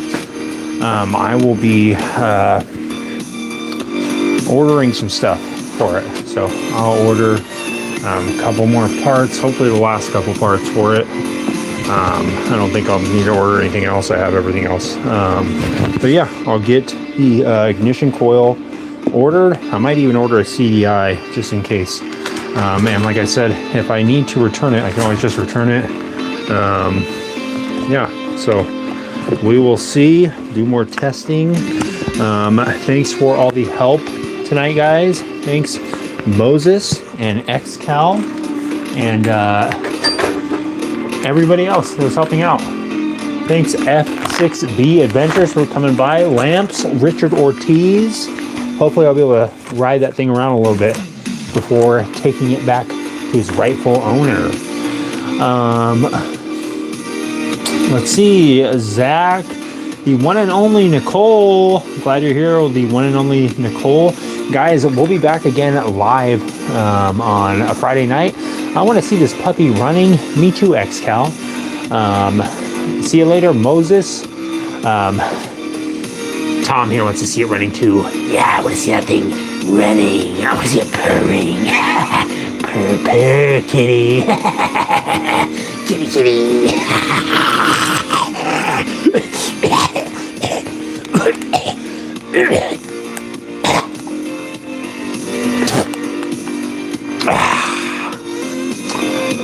See you later, Lisa. Lisa, I love Lisa Frank. I love those little bindings with a little leopard on it. It's like a little rainbow leopard. Lisa. All right, guys, we'll see you later. We're gonna go out and we got a grilled cheese eating contest. We're gonna go get some grilled cheeses. All right, guys, we have some grilled cheeses we got to eat with chocolate milk. And thanks for all the likes and all the jewels and everything, all the little high fives and the 100s. Thanks, Moses. Thanks, everybody, for sending that. See you later, David J. Sell. We're going to be back again on Friday. Rich Evans. Yes, it is. Chris. What's going on, Chris? Come over here, Chris. Give me a hug. See you later, Chris. We'll be back again live on Friday. And Kingpin, I'll see you later. Strike. Sorry, guys. Let me skip this commercial. I can't go out on a commercial. Courtney forbids it. When your screen is off, or when you use. So yeah, guys, we gotta go out and go to a competitive grilled cheese eating contest, guys. I'll see you on the next one. Thanks for stopping by. It's Fang's Garage. Don't get too weird without us. I'm working on that tag.